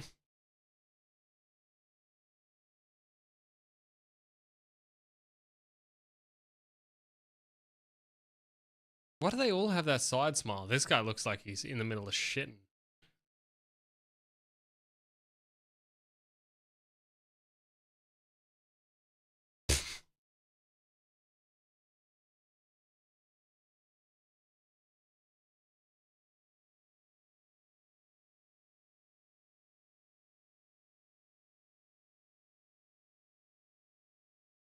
It's too many.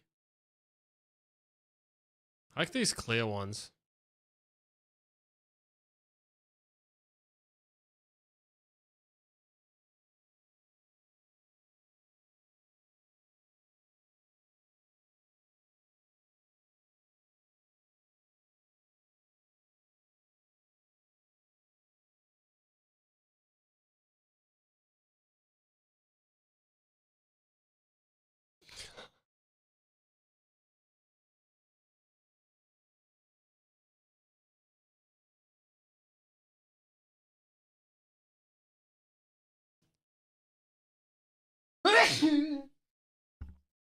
Look at all these cat videos, man.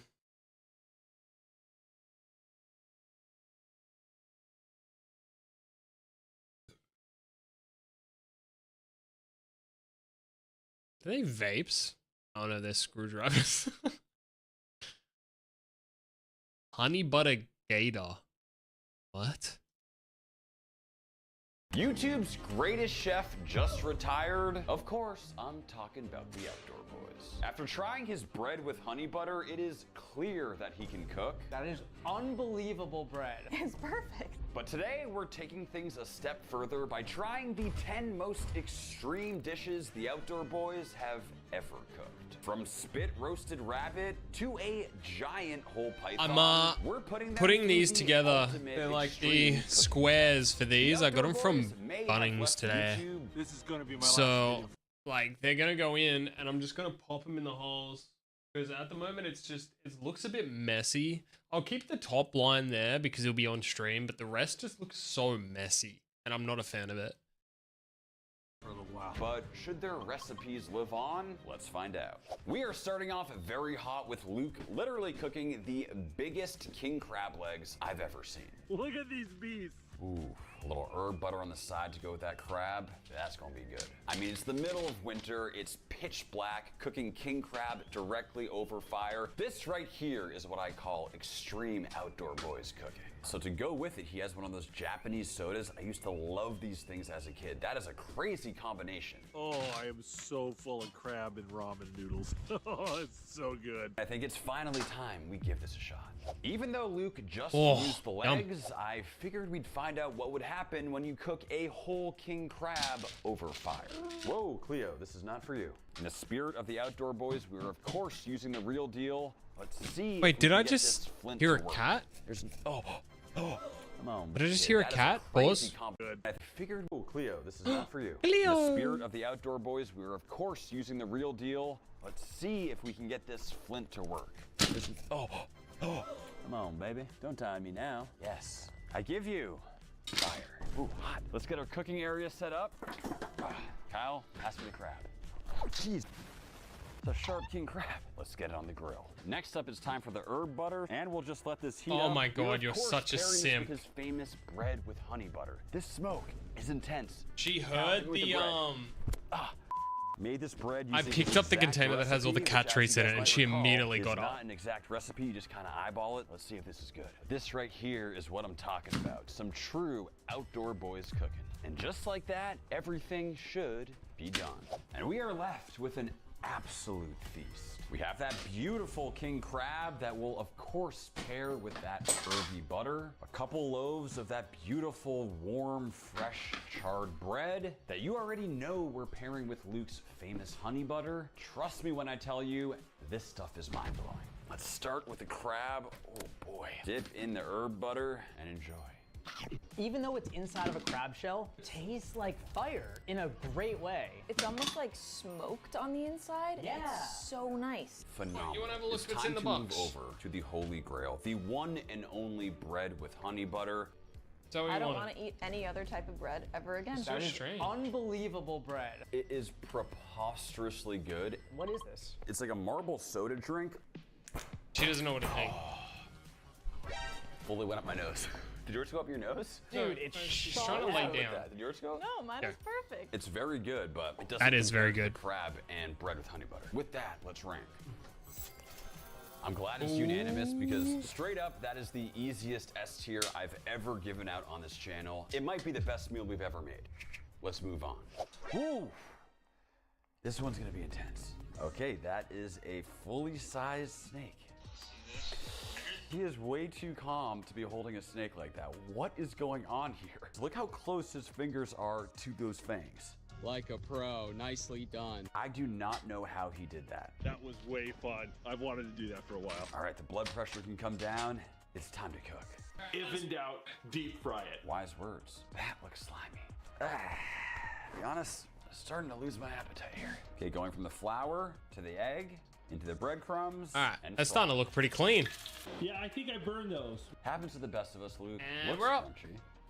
What's in this box? Yeah, kind of springy. A cat.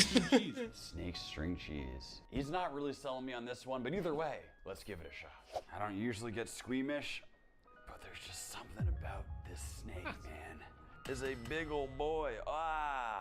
Crazy thing is, like, I can just feel the way this strong animal moves. It appears as though this upper The way back the strap is strong where the animal meat's gonna come moves. from. But the crazy thing is, this animal is essentially just one giant rib cage. All that's left to do is chop it up. God, what are the chances you think I can slice through this one shot? 100%, I got you. That's my dog right there.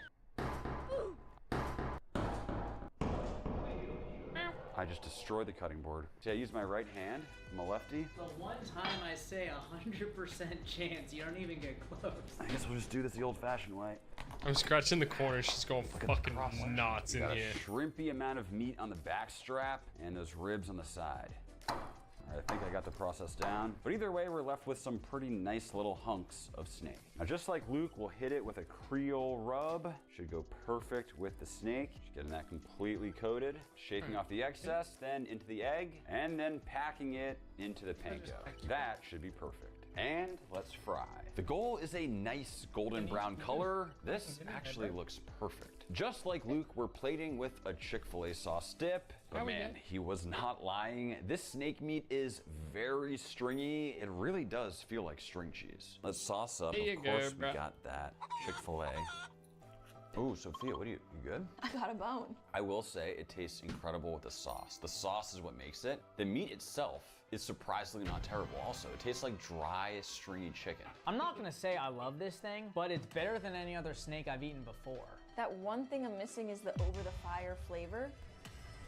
B's all around. Honestly, I was fully expecting an F. Pleasantly surprised.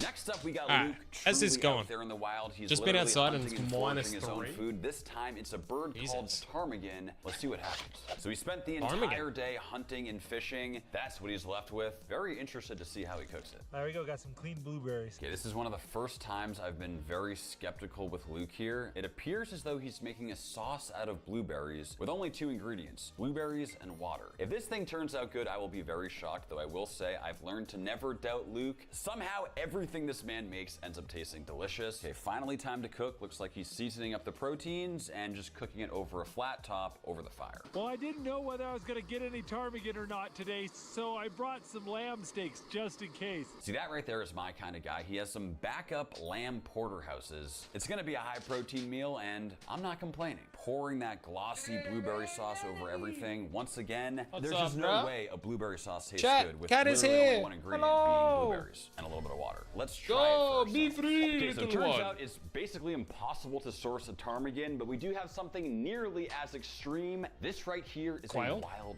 pheasant. They're in the same family, so this should be a perfect substitution. Bro literally just went out and got himself a chicken because he couldn't find the other thing. Somewhere between chicken and duck, seasoning with salt. That's so and unnecessary. Black pepper. And let's get it on the fire. Oh yeah, that is hot. This feels a little dangerous. Oh, but that's we'll go hot. on with the cooking oil. That's and hot. next with the bird. Whoa. And just like Luke, we'll now add our lamb T-bones. We'll start on the fat side to render that out. Somehow our lamb T-bones are on fire, but they look freaking amazing. Look at that crust. This is what I call extreme outdoor boys cooking. Why is everything on fire right now? What the heck? This might be a bad idea. Oh my god, I thought that was my house. Let's get started on the sauce before it's too late. Okay, we're gonna go on with the pot, in with the blueberries and the water. Man, Luke is an absolute beast. I do not know how he cooks all this stuff and films it by himself. All right, lamb done. Whew. Why do I feel like he made that look in the kitchen? so But either hard? way, our meat is done along with that blueberry sauce. So I'm gonna be honest, some pieces look great with some nice char. Others are a little bit more on the burnt side. But as you know, this is extreme outdoor boys cooking. So all things considered, I'd say it's not bad. Beautiful medium rare on those lamb T-bones. Topping everything with that blueberry sauce. This is as rustic as it gets. Okay guys, pheasant, lamb, and blueberry sauce, but let me tell you, the cooking on this one was literally maxing out the extreme score. But really what I'm most interested in is that blueberry sauce. I'm just dying to see if it's good or not.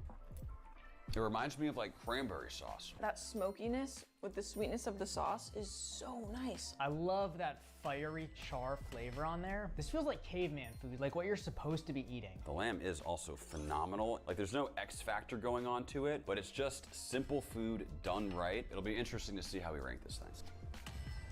I thought this was really cool. A little higher than I would have gone, but I do think a B is fair. I would like pumped up for this blueberries. one. It's time. I don't know. I've never really been the guy that really actually enjoys fruits as like food, like fruit food. Funnily enough, my favorite meal is apricot chicken, but like cooked fruit, I'm not a fan of, especially into like desserts, like fruit desserts, pies, etc. Not the best.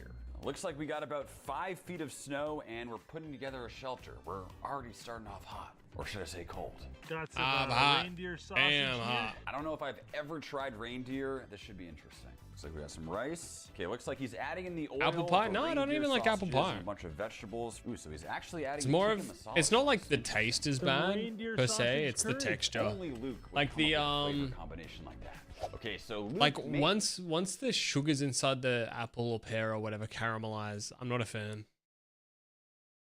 Jam, I like jam. Jam's different because it's gone like all the way. It's turned into like a spreadable. I think it's like that crystally kind of, if I'm gonna have fruit, like chunks of fruit, I want it fresh. My favorite types of fruit is like crunchy, fresh, really nice kind of fruit. And the second that it starts getting a little bit, see, I don't even like really ripe pears, like how they're meant to be like sloppy.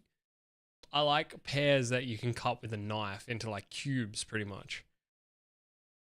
That's the best way I can describe it. I like pears that are pretty much like an apple. Unripe pears are my favorite. But the second they get a little bit too far, they started hearing some of the signs of like the fruit desserts, which I don't like. Store-bought reindeer sausages, but you already know Reindeer we're sausages, going homemade. interesting. I'll be honest, I spent most of my life thinking reindeer were not real animals. It turns out they are very much real. Let's grind. Stunning red color on the meat, but it is super lean, so I am adding some pork fat to balance it all out. Going with That's just an pure herbaceous pork sausage. fat. What do you mean? Okay, never mind. He's mixing it after the fact. I thought he was going to add it there. Hey, it's Corvy again. Hey, Tons. What's up, man? Seasoning recipe that does include a bit of pink curing salt as well as some fresh garlic. Also adding in some red wine and water while mixing to deepen the flavor and assist with binding until we've achieved this sticky texture known as protein extraction. It's time for the Meat Master 5000. And we start by loading up the hopper. We have our soaked hog casings. This is the real deal. Why do I smell things? I'm like, I instinctually smell random things. It's disgusting, man. On with the hog. It's a dirty job, but someone's got to do it. Oh man, what is going on here? That Is this right? Log of dog. Dude, that's a thick dog, man. Oh, Kyle!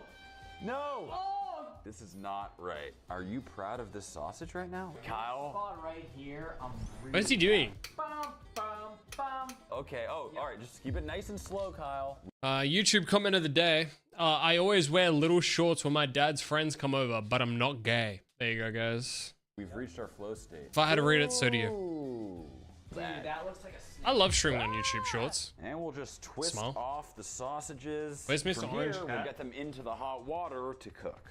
And just like that, they should be Literally done. just behind To be me. honest, this is sort of looking like a very strange fetus-colored sausage. That looks But terrible. Let's find out. Just like Luke, we'll try taking some slices. They look juicy. It's reminiscent Actually of a look pretty good. sausage. I feel like this has actually worked. In with the sausage, the onion, and the green onion, tossing it all together. And now we add the tikka masala sauce. Oh, wow. Okay. I am covered in chicken tikka masala sauce. Sorry, reindeer tikka masala sauce. But the show must go on. I will say though, it smells absolutely divine. Let's see if Luke knows his stuff. when it literally comes can't to fuck that up. reindeer sausage. Yeah, Cat's having a bit of an This one's explore. not doing it for me. What? Something about that sausage is just messing with me. Sophia, what do you think? It just reminds me of ground beef with a really flavorful sauce all around it. I love that. I feel like disrespected right now. I know. I want to like them too, man. You should just like the sausage, Kyle. I stuffed that. Via, can you talk some sense into him? Come on, Kyle. It's reindeer. Yeah, you hear that? Take another bite. Oh, Cat made an error, baby. And then it hit me that what I'm eating. It's called tenderism. I told you. Okay. Let's rank. I know. Fortunately, with the average, it's still gonna come out to a B. Next up, we have Luke cooking a rabbit over fire. Talk about some truly extreme outdoor boys cooking. That is a fat rabbit. Okay, looks like they're whittling down some sticks to use as like a little rotisserie. Clearly, he's done that before.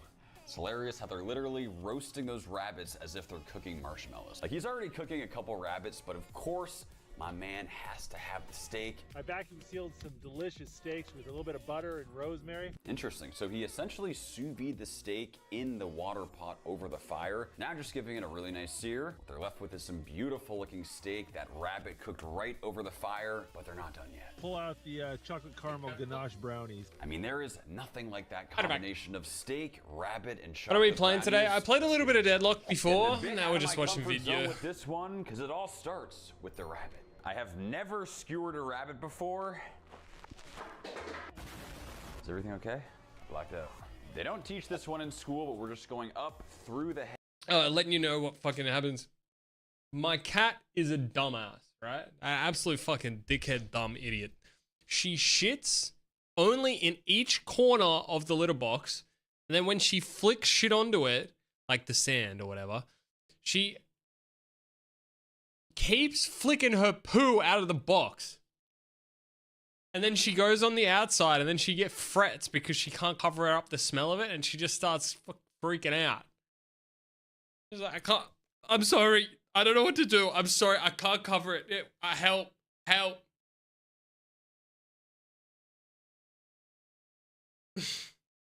And she just looks at me and looks at it, looks at me, looks at it. And I'm like, all right. My dog keeps trying to eat that is normal. Ginny used to eat the other chicken poo? Ginny used to eat chicken poo as well, but like cat poo. I had to bring Ginny in and really let her know it's not on. Head area, trying to follow his process. I think from here, kind of cinch it off, create a little bit of leverage, and go through the back, like so. Maybe she needs it enclosed. A little Yeah. all-purpose rub. Let's see how this goes. Oh, it's hot. I just wish there was a better way. Let's see if I can use this wood. Hold up. Kind of hold this in place. Not bad. On with our water here. This is gonna be used to sous vide and cook our steak. All right, with our water getting hot, we're now gonna add our beautiful steak. We vacuum sealed it, added some butter and rosemary. Okay guys, it's been a couple hours, and as you can see, that bunny is looking absolutely incredible. They do self-cleaning ones, they're pretty bad unless you get an expensive one. Remember, the steak is fully cooked. But I've done my in research, I know sous which ones are vide. Now good. it just needs color.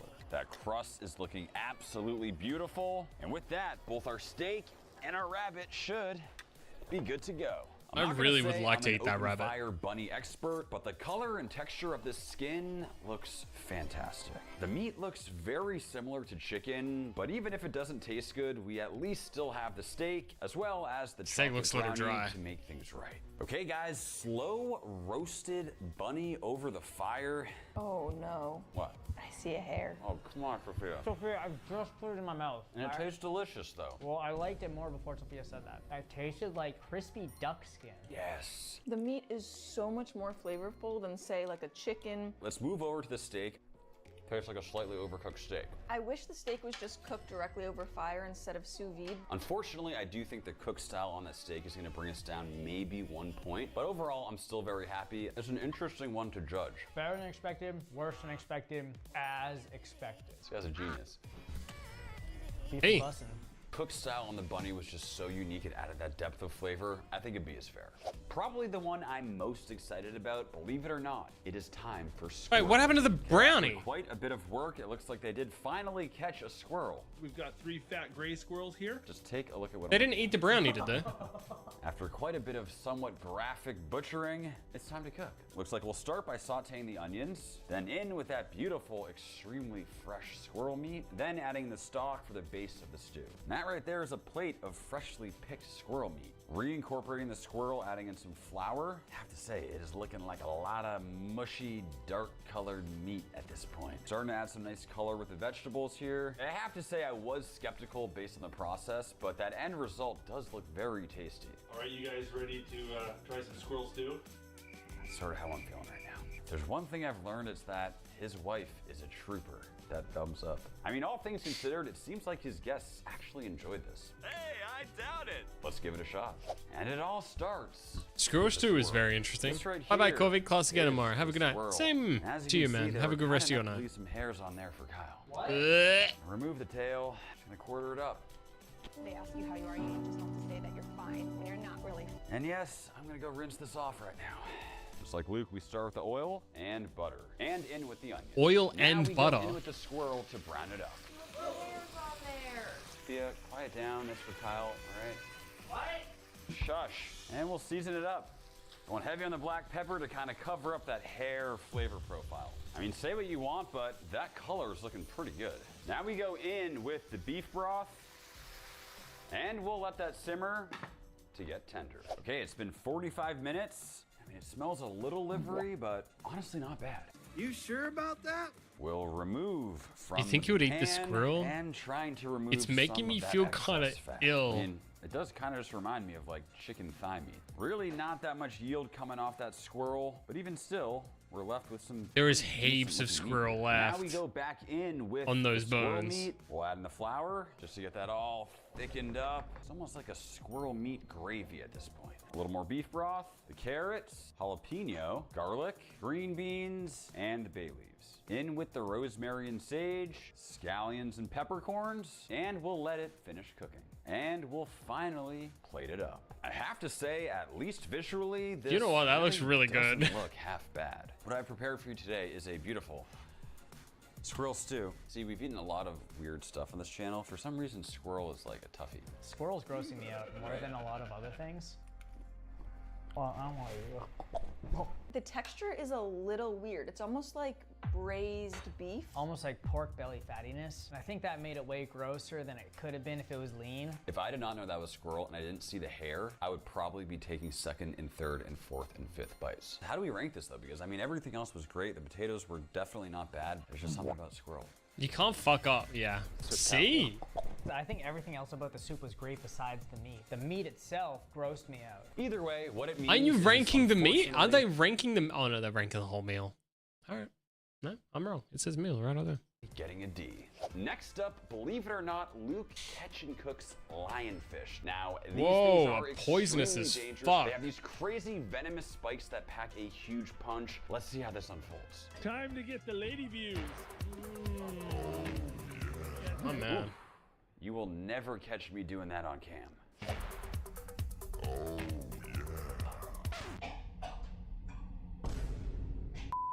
Wow, that water looks beautiful. Okay, looks like he has finally located a lionfish. Whew, what a shot. He absolutely smoked that one. Just look at the size of that. I'm sorry, but he says what a shot. See, this guy knows. He pretty much got right up onto his head. What do you mean, what a shot? Literally put it in his face and then just went, yeah, gotcha.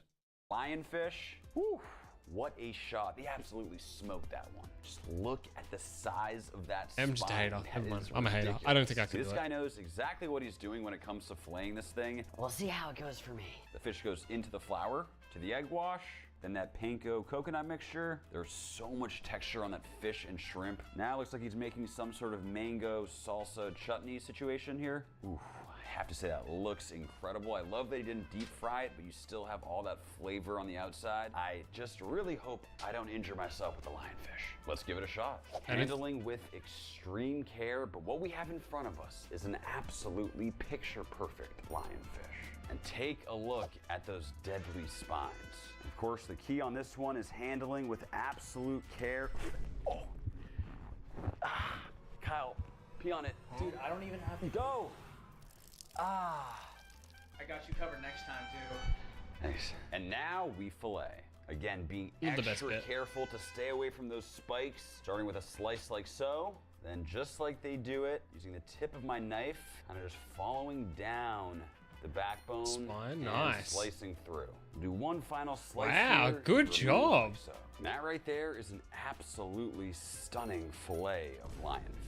Then just like Luke, we'll go into the flour. Did you really need the vine boom Back there? in, moving over to the egg, coating both sides, and finally on to the breadcrumb coconut mixture. That looks perfect. In case you're wondering where I possibly got lionfish, my man Slinging Steel literally went out and caught them specifically for this video, so these are as fresh as it gets. And we'll get it in the oven.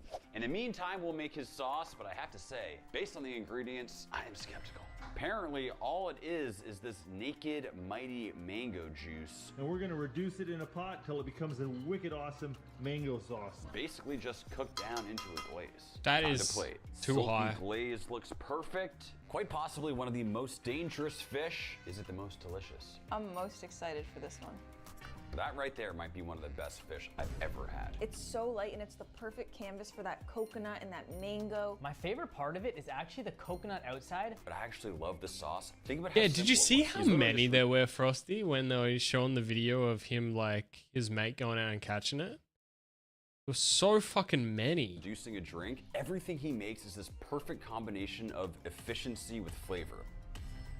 Wow. It tasted like vacation in food form. It was incredible. I love this one. Our first A of the day, and a very solid one. Nice. Next up, we have a Scotch egg cooked over fire. I'm dying to see how Luke cooks this Holy one. shit, that looks Looks so like cool. we're starting off here with some nice Jimmy Dean sausage. Just kind of flattening it out on some parchment paper. Then on with the already cooked egg. Just kind of using a spatula to cover it all up. Kind of forming it into a ball. From here it's flour, the egg wash, and into the breadcrumbs. Now that right there is a contraption I have never seen before. What Is that this like a thing? smoker? Adding some kindling, then just lighting the bottom area. I believe Pretty sure that's a like type where of the heat smoker, source no? comes from. Wow, that thing is giant. Yeah. I have to say, this kind of looks like an unsafe setup. I'm trying to understand the mechanics of it. Just adding the oil, again, there's like exposed fire all around it, and it doesn't look very stable, but let's see how this goes. Okay, finally in with the Looks Scotch like a egg, jet high-timed boiler. oil.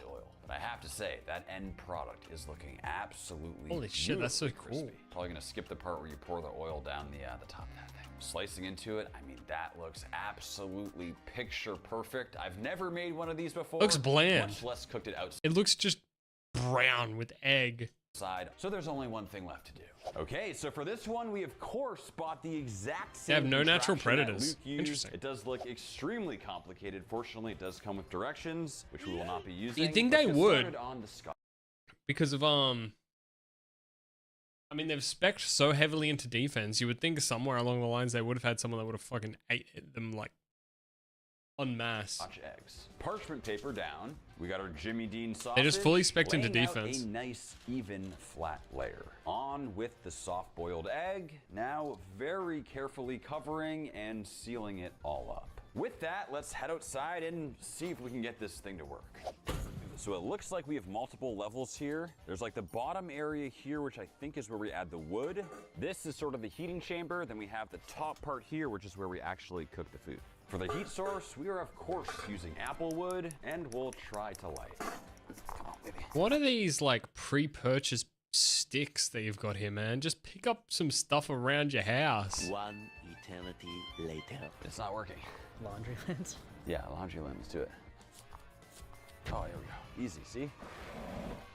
First time every time.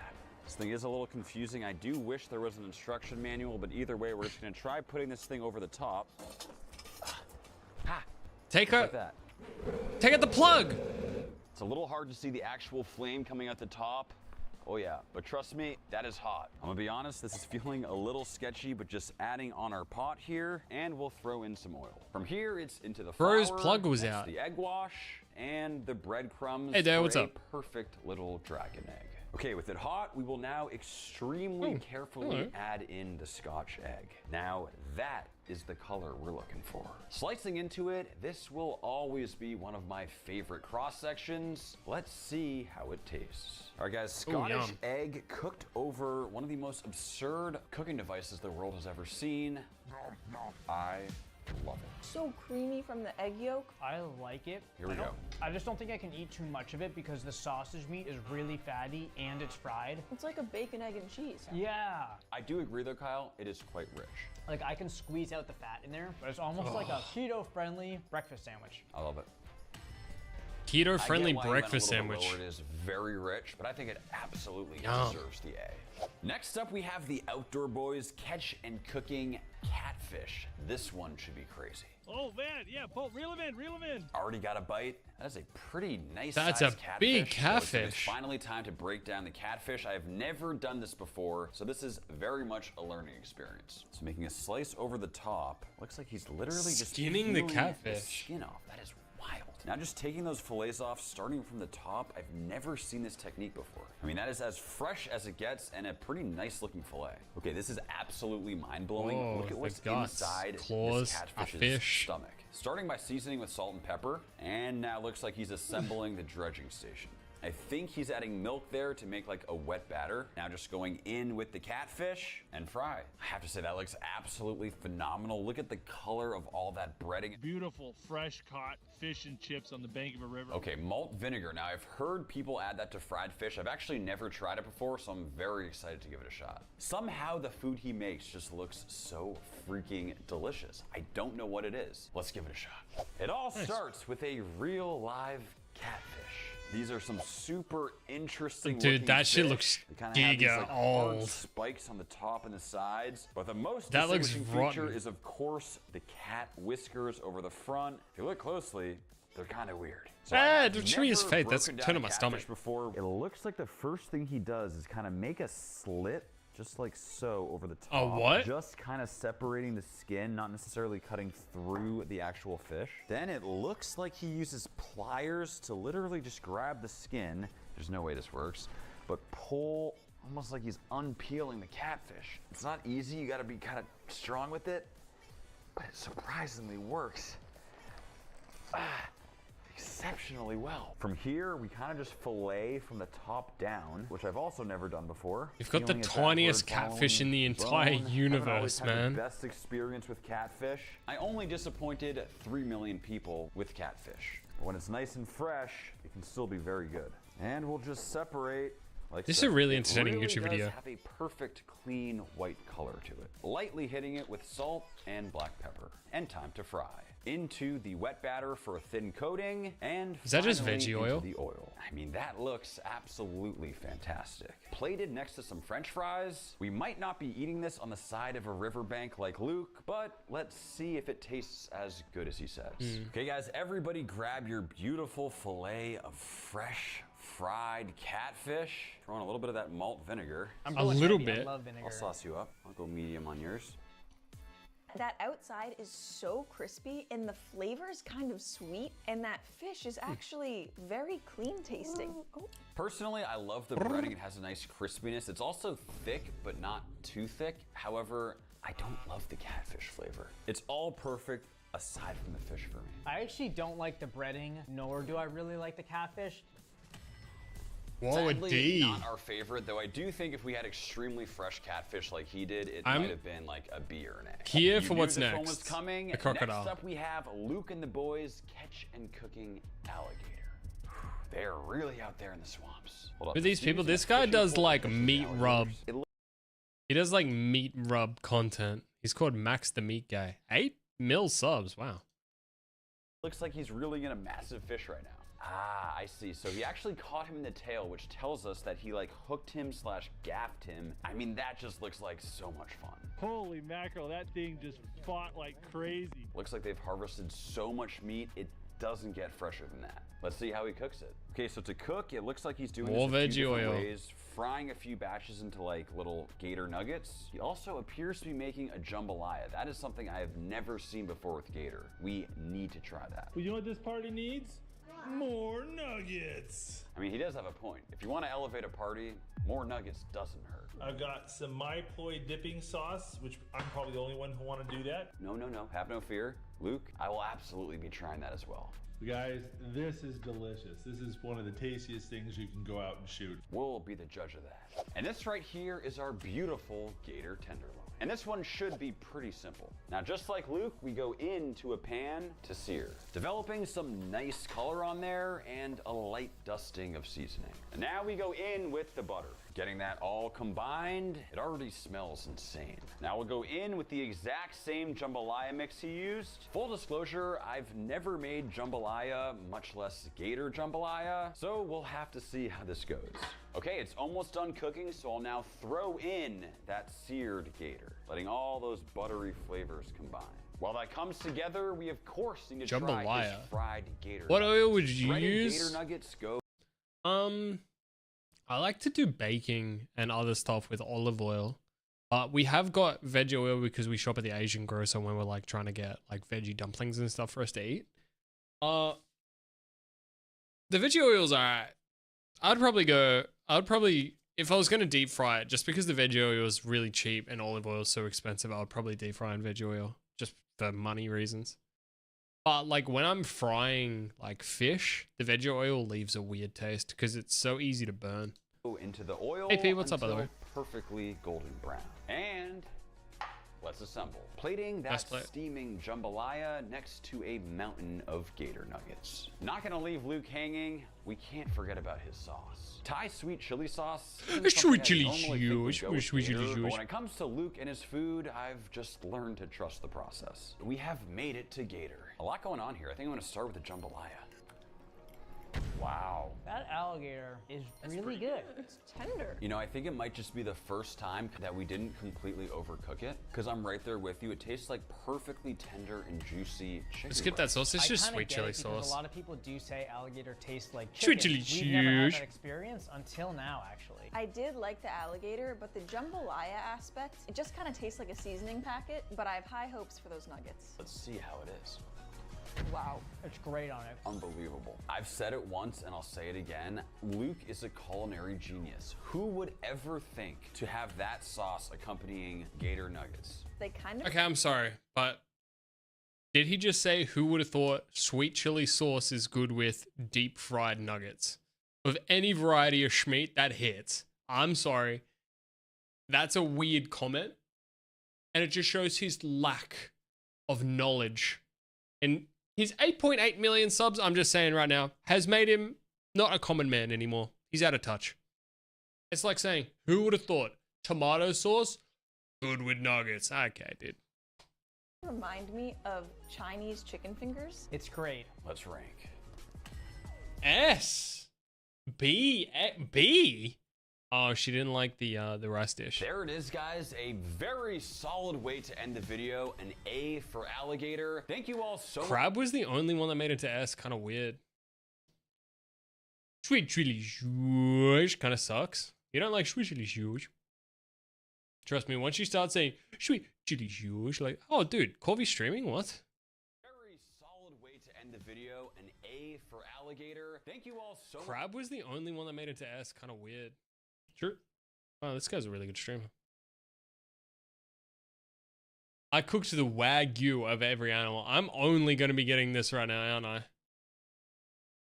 The Epstein files keep getting more disturbing. Oh, God. I don't want to see. Oh, God.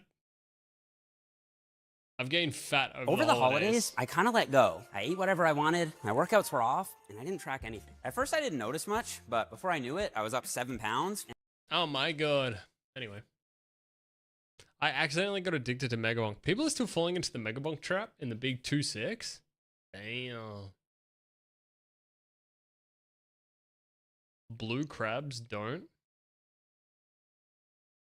Blue crab sounds like something you get for going to a brothel in Southeast Asia.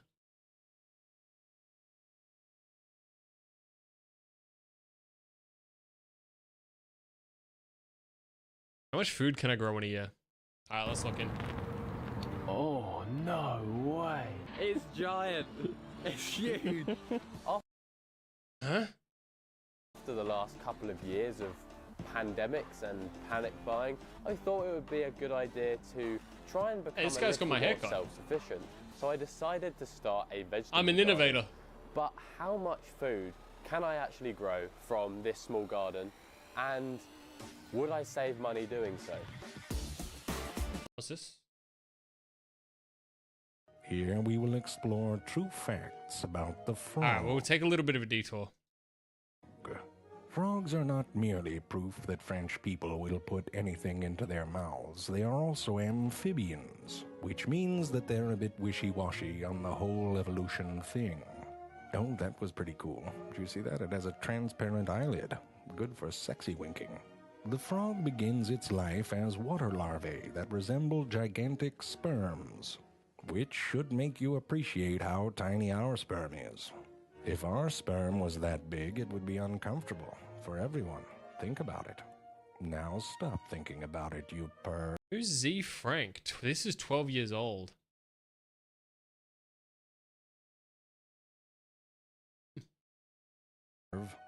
After a time as a spermish water-breathing vegetarian, the larvae undergo a rapid 24-hour metamorphosis, reabsorbing their They do that in tails, 24 growing hours? wings and lungs, and emerging as graceful adult frogs.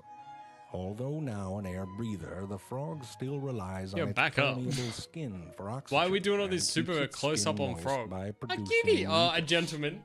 Imagine sneezing, but through your entire body. I'm not gonna lie, I just can't handle the 12-year-old pacing. My brain's too cooked. It's a bit slow.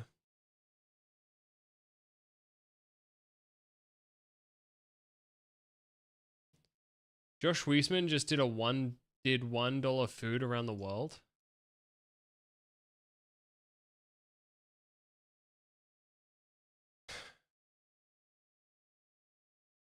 I tried $1 street food around the world. That's such a good video idea. Getting a good bite to eat just seems to be getting more and more expensive. But if I just had $1, what could I get? In Japan, in Malaysia, in Korea, Vietnam, China, Thailand, Mexico, India. So we're taking to the streets with our $1 in hand, scouring the world to find any bite to eat. Will we find massive culinary deals? For $1? Or will we starve ourselves trying? Our journey begins in Mumbai, India. And I think in India, you'll probably get some like really good street food that are pretty cheap as well. Just because the markets, especially the videos that I've seen online, they seem like they have incredible food markets. I mean, you can get some really dodgy ones where they're like cutting stuff with their toenails, but like 99% of markets would have some pretty good food. It's kind of like when we went to Japan.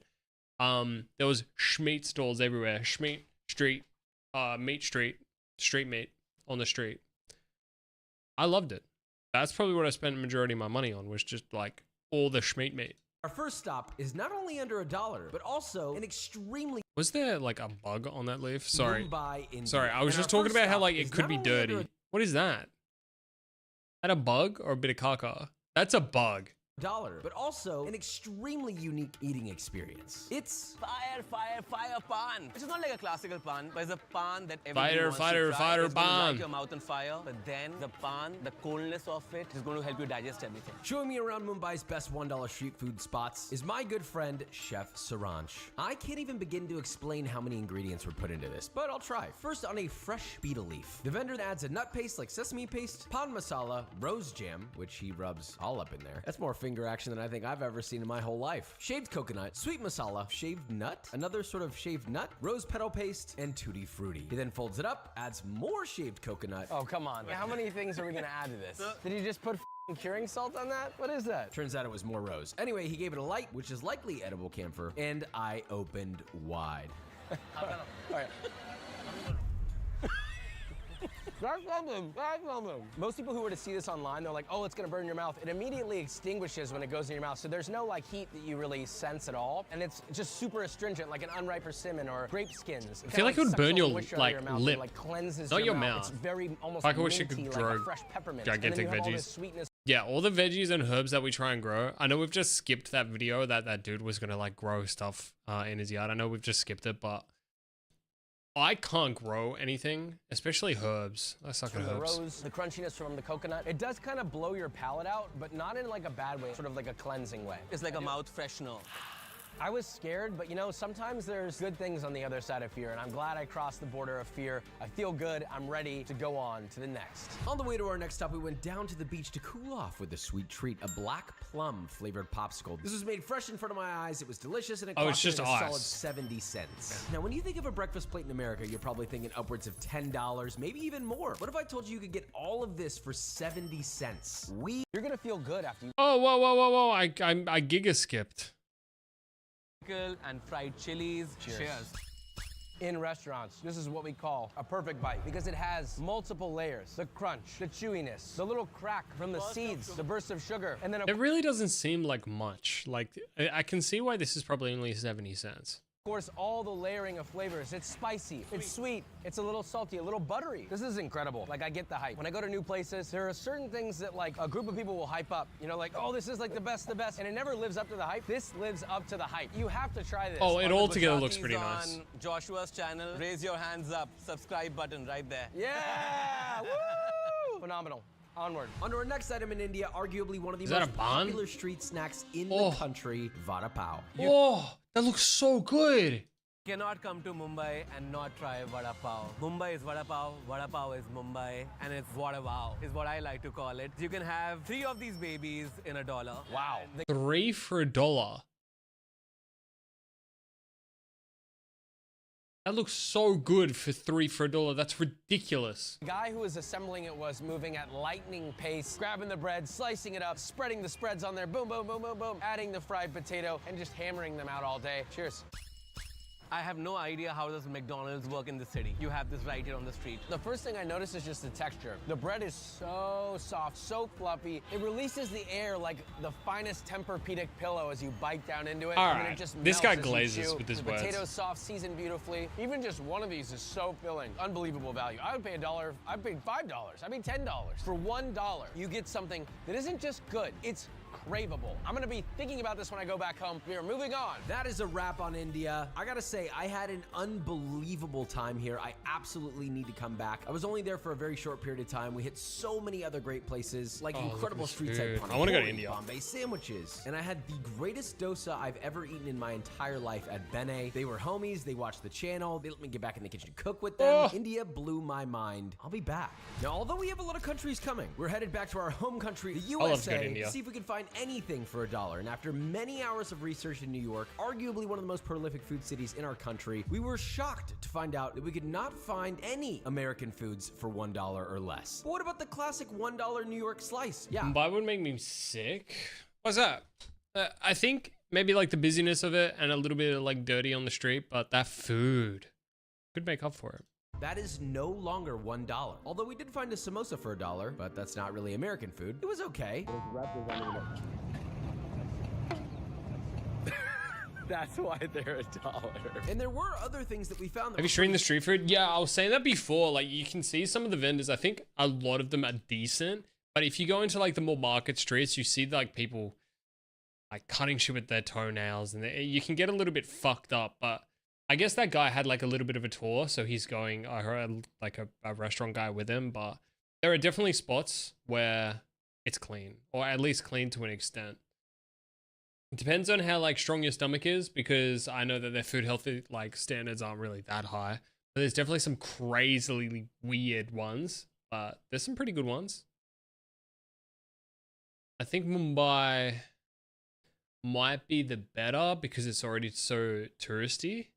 But the further you go out, good, but they were all I would be very over worried. $1. So we You would leave fucking New York die, for actually. Bangkok, Thailand. Finally, this is my first time here, and it's considered. Oh, Thailand would be so good. I love a lot of these Asian countries like Vietnam, Bangkok, Thailand. Oh, one of the greatest street food cities in the world. So not only are my expectations high, but what can we even find? Like, I love the food. I love the food in Vietnam when I went. I loved it. So good. Mark Wiens. Tell us a little bit about this market. Oh, this is a local morning market. It's called Tok Mo Market. People come here to buy basically all the ingredients you could possibly need to cook any Thai dish. And there's a lot ready to eat as well. Let's begin. We didn't even enter the market, and our first item caught our eye, an entire gigantic coconut for exactly $1. Classic, fresh coconut. It's like pregnant with water. I'm like blown away with how much there is. Bursts. Cheers. Cheers. Back home, I'm gonna go spend like $40 on some like rehydration beverage. This is $1, and this is literally the most hydrating thing I've ever drank in my life. Yeah, Thai coconuts are some of the best. And it's so sweet, so refreshing. And the other thing I like is that it's completely full of water. When he pops it open, it actually bursts because of that pressure. Oftentimes when you open up a coconut, at least in the US, you've got like a half full coconut. Yeah, So the second you put the straw in, the first sip is the sort of like slurping sound because there's nothing in there. I have a lot to enjoy here. This is phenomenal. As we were leaving for our next spot, I also found out the vendor will take your coconut back, shave the meat out, and then give it back to you. An even more insane steal. Now imagine this, you're Wow, okay, so you get 2 in 1. walking down the streets and the amazing smell of pork frying on the side of the street catches your nose. How is that veggie oil that clean? But I've worked in a cafe and it is the most grotty, burnt, dark orange shit that you've ever seen. It's probably because they're able to just dump it straight on the street behind them. Yeah, I'm going there. Mark recommended we just get $1 worth of the pork, and he got some sticky rice for $1 as well. If you added vegetables That's to $2. this would be probably $15 in the US. And everyone would be like, that's a good deal. So that's crazy. Here, you take a piece. Thank you. And I will eat that together with sticky rice because the combination is perfect.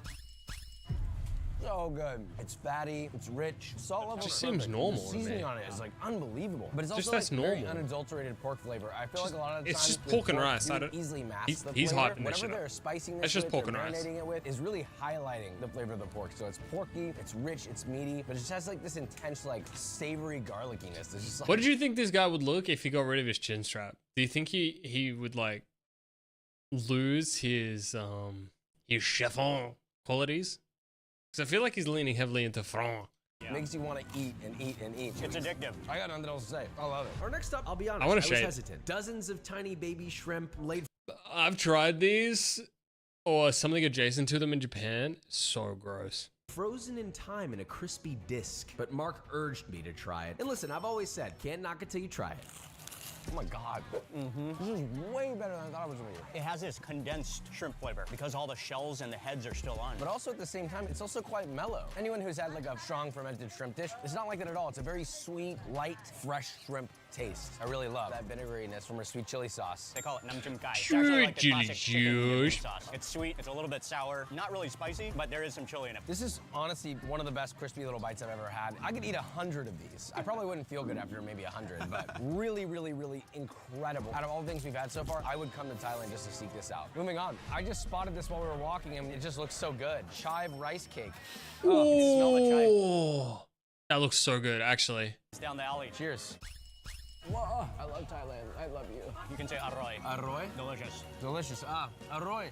The outside is so unbelievably crispy on the exterior, but the inside is like a rice custard, and you got little bites of the chive, which honestly isn't very strong. It's actually very light. Phenomenal. Moving on. So at this point, we're pretty happy with what we've gotten, but it got even crazier as we got deeper into the market. We got fried chicken with a sweet and spicy sauce, a crunchy, fragrant, balanced salad of pigskin noodles, Thai crispy pancakes, one with egg yolk and one with river prawn. I'm not gonna lie, I was pretty shocked realizing how much you can get for literally $1 in this city. My mind felt more deep fried than those crispy shrimp fritter, but now it's time for what I'd consider a legendary dessert. We have coconut griddle cakes. Yeah, so he pours in rice batter first, waits till that crispifies, and Rice then he adds batter. on thick coconut cream on the top, and then the Coconut toppings. The whole cream? plate is $1. Going down the hatch. Oh my God, yum. Oh my God, what? This is ruining me. This is so good. This is one of my favorite Thai sweet snacks, actually. And I love how it's crispy and custardy at the same time. That looks blast so of coconut. yum. I don't know what to compare this to because it's so unique. There's not really much Is like this. see, I'm not really like adverse with Thailand food. Do they really focus on fish dishes, or are they very vegetable, chicken, like kind of cheap focused? Because Thailand is like a very small continent. I don't know how seafoody they are. Outside shell is so. Because I remember Vietnam was not very seafoody, very beefy and very chickeny. Wispy, crispy, thin, crunchy. While the inside, like you said, has that rich, creamy coconut custard. The sweetness, it's not really coming from sugar, it's just coming from that natural, fragrant coconut. Even if you don't like coconut, you're probably gonna like this. I wish I had this near me. I'm so pissed that I don't. Phenomenal. Moving on. We've been blown away and we've only gone to India and Thailand, but there's even crazier to come with many more Oh, countries. I love Vietnam. I love Vietnam food. I really want to see it. Plus one country I'm extremely excited to return to. The adventure has just begun. Next up, Japan. Tokyo and Osaka are not cheap. There is fucking nothing here. Nothing here for $1. Also, look at bro just mugging the camera. This is probably midnight, the quietest this street will ever be. I went through here. It is stress. I just remember being stressed the entire time. So this was hard. But fortunately, we had a secret weapon. Our friend Ayal, founder of Unnamed Traveler. He led our world's best noodles video, and like he does for a living, he found some hidden gems that saved our Japan trip, starting in Osaka. This is kushikatsu. This is the beef one. It's the OG. When you eat it inside, there's like a pot of sauce that you share. We're just gonna pour the sauce over the skewer. Fried beef skewer, $1. Cheers. I like the addition of the sauce. I think without the sauce, it's really like kind of plain, but the crispiness, the breading, so nice. Texturally crispy, it melts in your mouth. It's not overly breaded. The beef is very apparent. It's got a good. The thing I didn't like about Japanese food, especially like the small restaurants, which are near very touristy things, they spend a lot of their time and a lot of their energy doing the show of it, making it look fancy, and then doing a lot of extra stuff around it. I just kind of wanted them to lock the fuck in and give me my food. Chew to it. There's a lot of textural involvement here. It's beefy in flavor, but all the seasoning comes from the sauce. The sweetness, that Worcestershire flavor. It's nice. I like this. This is like classic. Oh yeah, like the ultimate cuck move where he's sitting there like giving pointers like, we'll get the lighting direction in here. Can you like turn it 15 degrees? Yeah, I see what you mean. I see what you mean. Bar food, and because they're smaller here, so it's people that just order director so look. many of them, and you share them with friends. I Markiplier agree. be This is the like, thing where I would want to sit at a table with like 500 skewers and just hammer them one after another. Moving on. Next day, all found us Wagyu Katsu for exactly $1. This price is unheard of in America, especially when you see the word Wagyu. But could this be the one that's too good to be true? Looks really oily. I don't know if I would like that. Katsu. This is sizable. Even So with it some says sweet right here, chili and I have Jewish. big hands, I'll let you know that. I did not need this information. You can see they're big. Yeah, fine, yeah, great. I should also mention that this is a Wagyu. This might be the one and only Wagyu for $1 that we're gonna. So I don't know if it's true. I don't know if it's true. The amount of Wagyu beef I had when I was in Japan, I don't know if it's true. There's so many street vendors saying this shit's Wagyu. I don't know. Well, let's go in. Cheers. Oh, it's like sweet. That was unexpected. It's like an aftertaste of sweetness. The crispiness is excellent. Inside is like fatty, it's rich, it melts in your mouth. It's basically like mashed up Wagyu beef. My guess is they're taking trimmings of the fat and loose ends of meat after they cut it up, and they're putting it in this. So they're making margin, but they're also charging less for it. So you're kind of getting really good value here. I do wish there was like a bit more seasoning going on with it. It's so oily. Yeah. There's literally oil dripping down my finger. Is this the best katsu you're gonna get? No. This is probably very far from that. For $1 though, pretty dang good, but I wouldn't go out of my way for it. Okay, 2 spots for Osaka. We'll count that as a win. But after roaming for many more hours, it turns out we were starting to get priced above $2, and thus we move on to Tokyo. We did find some steals in Tokyo, like dango, rice crackers, these cream-filled bears. Pause. But if I'm being honest, there weren't very many standouts at that price point. And we were running out of time here because we had to make our flight to Seoul, South Korea. Here I'm joined by my friend Kim for an insider tour of a market. Japan just kind of got mogged. He really only ate 2 things in his Japan trip and said, yeah, sorry, we gotta go.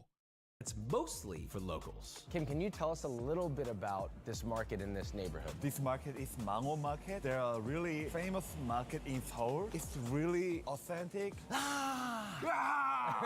That was good. He said his English is bad. Your English is very good. My Korean is non-existent. Immediately, he's like, haha, what is front non-existent? entrance, we found an absurd deal. These huge twisted donuts where we had 2 different kinds. An old-fashioned one. Oh yeah, and I'd fuck that up. glutinous rice one. I would fuck that up. That looks so good. Let's dig in. I love donuts. It's a wheat dough. Is that salt or sugar, do you think? I think that might be salt, like it's like a pretzel. Very nice. I like the sugar. And Oh, crisp sugar. on the outside, too. You're right, it's very much like a traditional donut. Maybe even a little chewier, and by that, I mean better. Now we have the glutinous rice twist. Whoa. Almost like a fried chicken crunch on the outside. There's like these little knots and nodules of like crispy rice flour, and then the inside's so soft, so fluffy, but it also has a chew, almost like if you were to take a donut and mochi and they had a baby. It's like a similar kind of comparison, you know? They made love and they had a baby. They fell in love. I'm falling in love right now. It's far above the average donut. Get the rice one. That's my pick. 100%. Moving on. But then, a stall across the way caught my eye. I have never seen anything like this before, so let's put it in our mouths. This Is kimchi? Kimchi? Fish cake skewer. Here you go, Greg. Here's a fish one. Korea, or sometimes we call odeng. And I have really good memory when I was childhood. I ate this a lot with my friend and my parents after the school and after the hot tub. Looks like a hot tub. The red hot tub. 2 skewers for $1. And you get a little cup of broth, too. This is like a whole experience. Whoa. It's so perfect. The broth is He got sent back like Ratatouille. You can see it in his face. And the fish cake has a great texture too. It's like a texture of like tofu skin, but a little bit more tender. This is like the filet mignon of tofu skin, but obviously fish cake. This is phenomenal. One of my favorite bites so far. And it's also very satisfying. I'm feeling full already. And for $1, you get 2. I'm eating 20 of these. I'm gonna get in the whole hot tub. Now, just before we were about to head off to our next spot, Kim pointed out something that he felt was very important. I want to introduce another snack. I don't know if it's called the street food, but we can get the ice americano for the $1. What? Where? The Mega Coffee. They have a window. That's street food. We're doing it. We're doing the $1 Americano.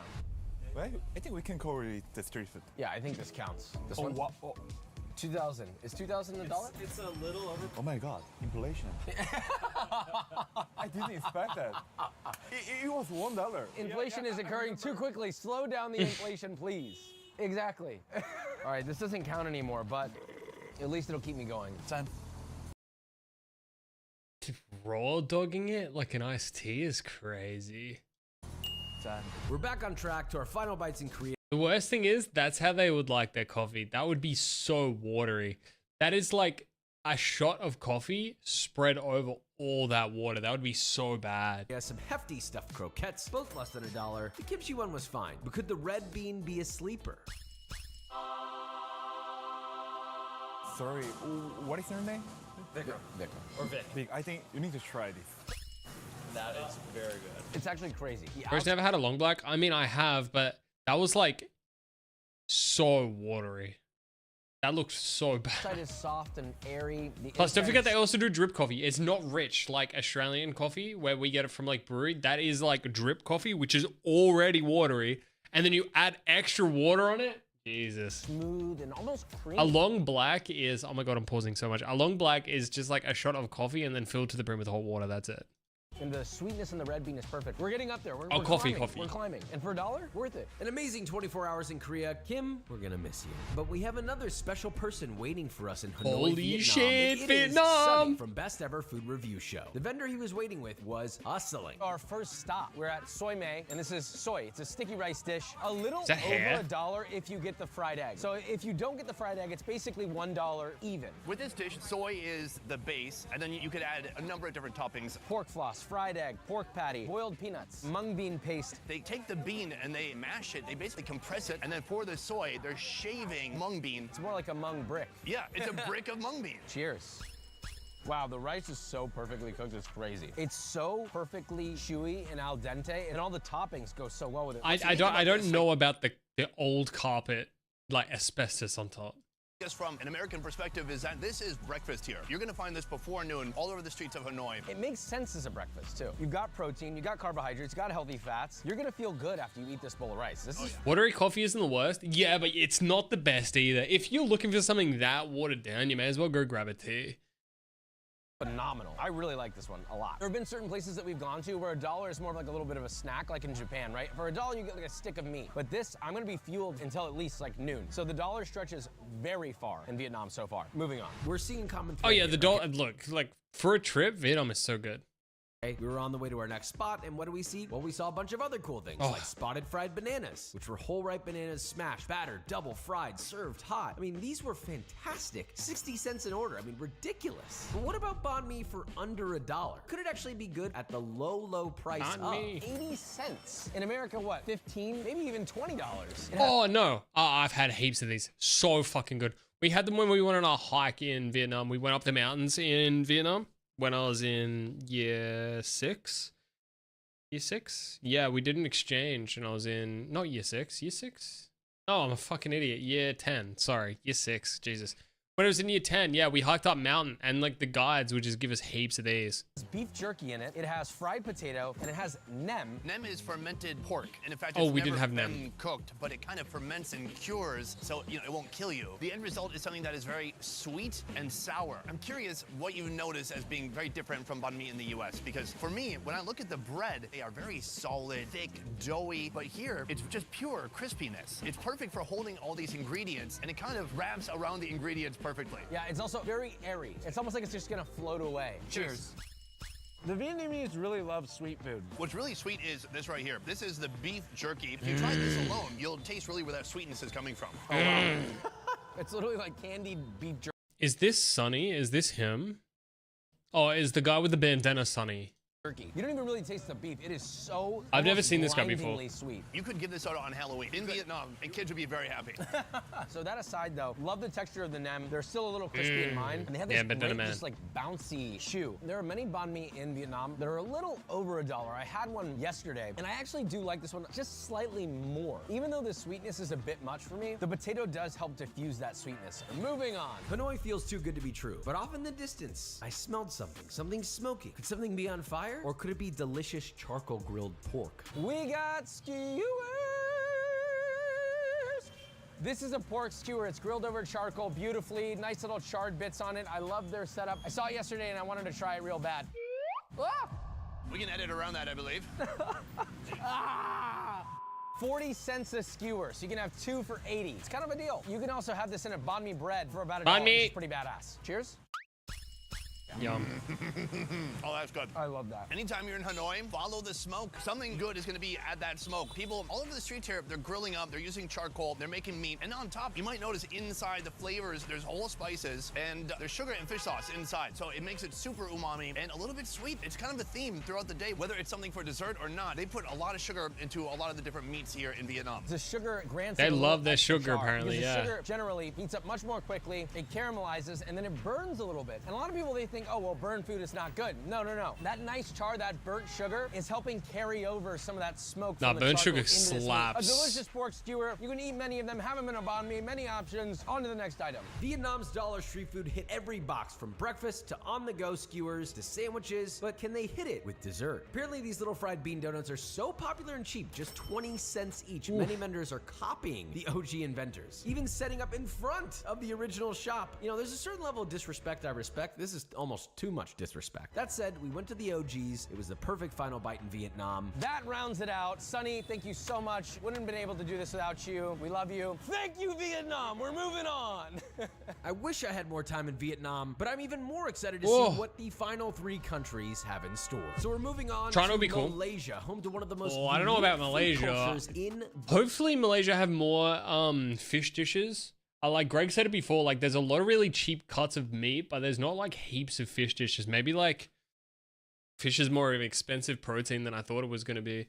But to have like deep fried Wagyu pork, like whatever, you think that would be way more expensive than just getting a little bit of fish? What are you looking at, Kat? It almost feels like multiple countries mixed You're into looking one. at me So while our I guy stream, Jarvis huh? from Best Food Malaysia started us off Oh, with a you're dish that looked such so simple. I was shocked to look up and see a Michelin Bib Gourmand sign. The chefs What? pour a lightly sweetened Michelin, batter man. made of rice flour, egg, coconut milk into a clay pot over charcoal. They're essentially just moving these around at an absurd pace so that they all cook evenly and come out on time. It checks our price point, but does it pass the taste test? Oh my God. Just I a mean, crepe it's like the by the most looks. tender crepe pancake texture. So fluffy, so tender. It melts in your mouth, and the outside edges are like a lacy, crispy. Oh, that looks crust. so I mean, fucking it's like good. the filet mignon of a thin pancake in a way. It's slightly sweet, super balanced, a little bit of saltiness in there too. What I love about it is the slight fragrant, just coconutty flavor. This is great. We also tried an egg version, also under $1. This is like a perfect little breakfast taco. Oh, it's dripping. That's a good sign. This is nice. It's more substantial.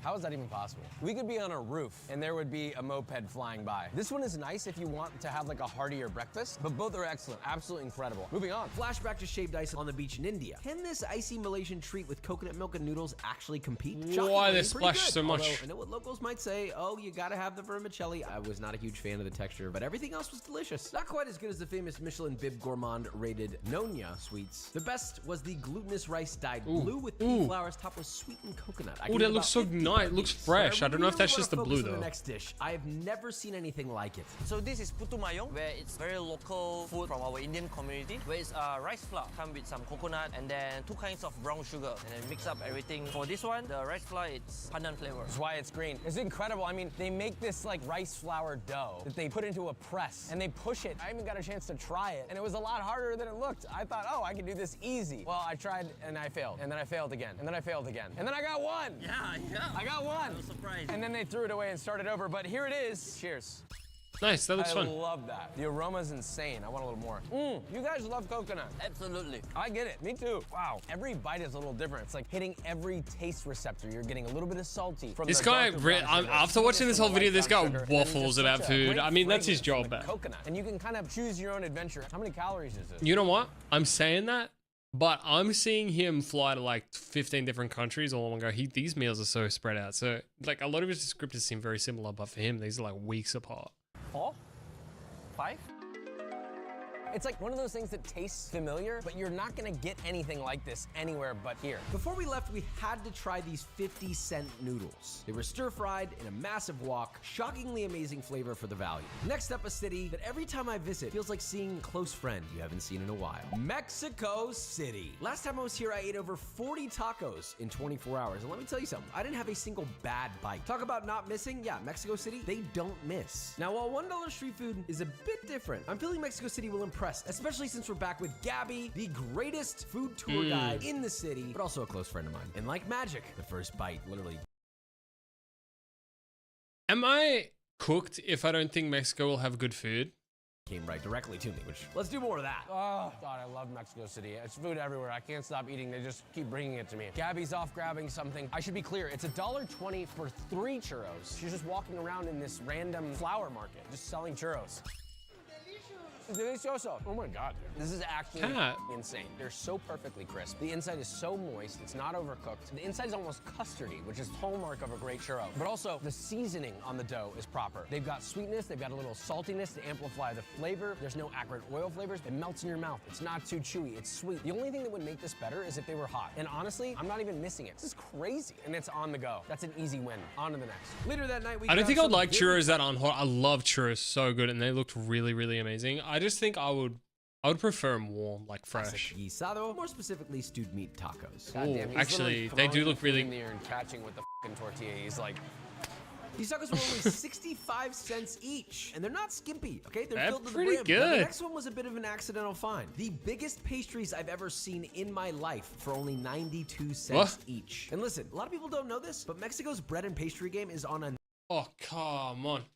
Oh, come on. I would fuck that up. Another level. It's the size of my face. They were all tasty, but they weren't my favorite of the trip. But a nice little sweet treat. But let's talk about the stars of the show. First, a Mexico City classic, Al Pastor tacos. Only Gabby could find one worth eating that's this cheap. 16 pesos per taco, a very classic pastor, and enough meat. Like the amount of meat is amazing for 16 pesos. It's the insane value. Tortillas this thick, meat mountain above that. Should we just go in?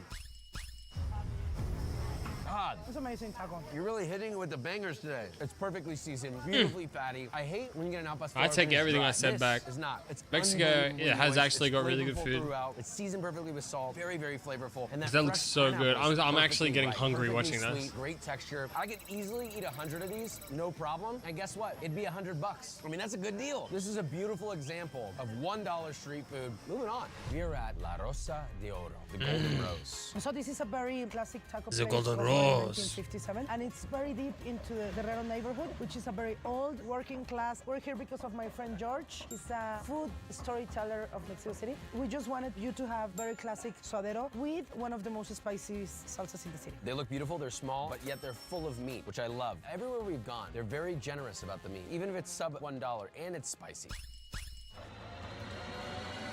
It is spicy. I can see why it's been standing so long, since 1957. I mean, it is. Look at that oil like lapping it though. It's got the perfect mix of different kinds of textures. You have fatty, a little tender, a little chewy. It's meaty, it's unctuous. One of the most flavorful, meaty tacos we've had today. Absolutely no distracting flavors. Just beautiful beefy flavor. Tortillas are soaked in beef fat, chewy and delicious. So good. It's phenomenal. It's a no-notes taco. If you serve this in America, you're gonna get like a Michelin bib gourmand. We saved the best for last. Hundreds of hours of traveling and eating Time the for greatest China. $1 street food in the world. We're ending things in one of the largest countries in the world, China. I have no idea what's in store, but something in my heart is telling me this might be the best stop we have. Oh, here we go. We're starting in Shanghai. Rachel, one of the most well-known and prolific food writers in Shanghai, is taking us for Jianbing, a massive egg and topping-filled crepe, which usually has a crunchy wonton type shell in there. I've actually had this a few times, and each time it's blown my mind. But will it be even better rare in China. This is the most basic version. It totals out to about $1.10, $1.20. Still in the dollar threshold. Jianbing is typically from the north originally, but you can find jianbing all over China.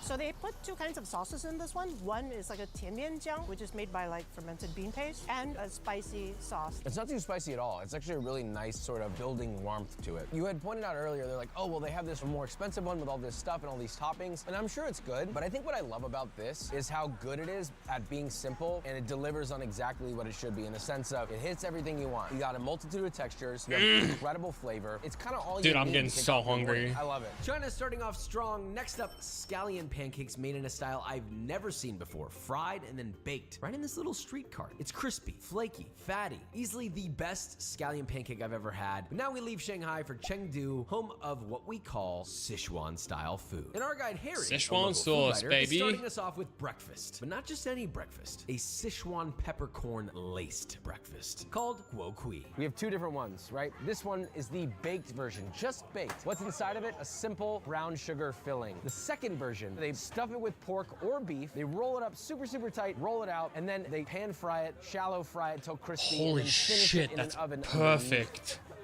Yeah, correct. Which one should we start with? Maybe the sweet one? The pork one, because you must savor the crunch.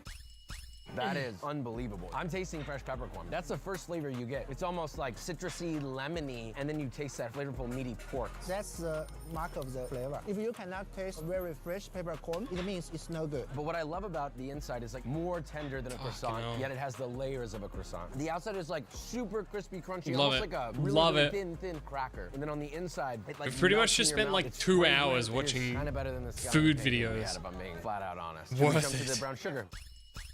Oh my God, completely different. This one's more like a bread. The density of this is almost like the texture of like a steamed bun. But the brown sugar itself, it's not like any normal brown sugar that you might be used to. The brown Holy shit, who sugar wants to go isn't to just China crunchy with me? granules, it's been liquefied in the baking process, so it's I wanna like eat this literally food. flowing throughout this. So as you take a bite, you have a liquid state, essentially brown sugar syrup. This is like very molassesy, very rich, very dark, super flavorful. It almost has like a little bit of an umami from it. Unbelievable. One of my favorite bites on the trip so far. On to the next. So we're walking down the street to our next location, and we found this. Typically with a buffet, you pay one fee and then you eat as much as you can until you leave. This buffet, All right, your let's entry go level get fee, all this $2. cool food.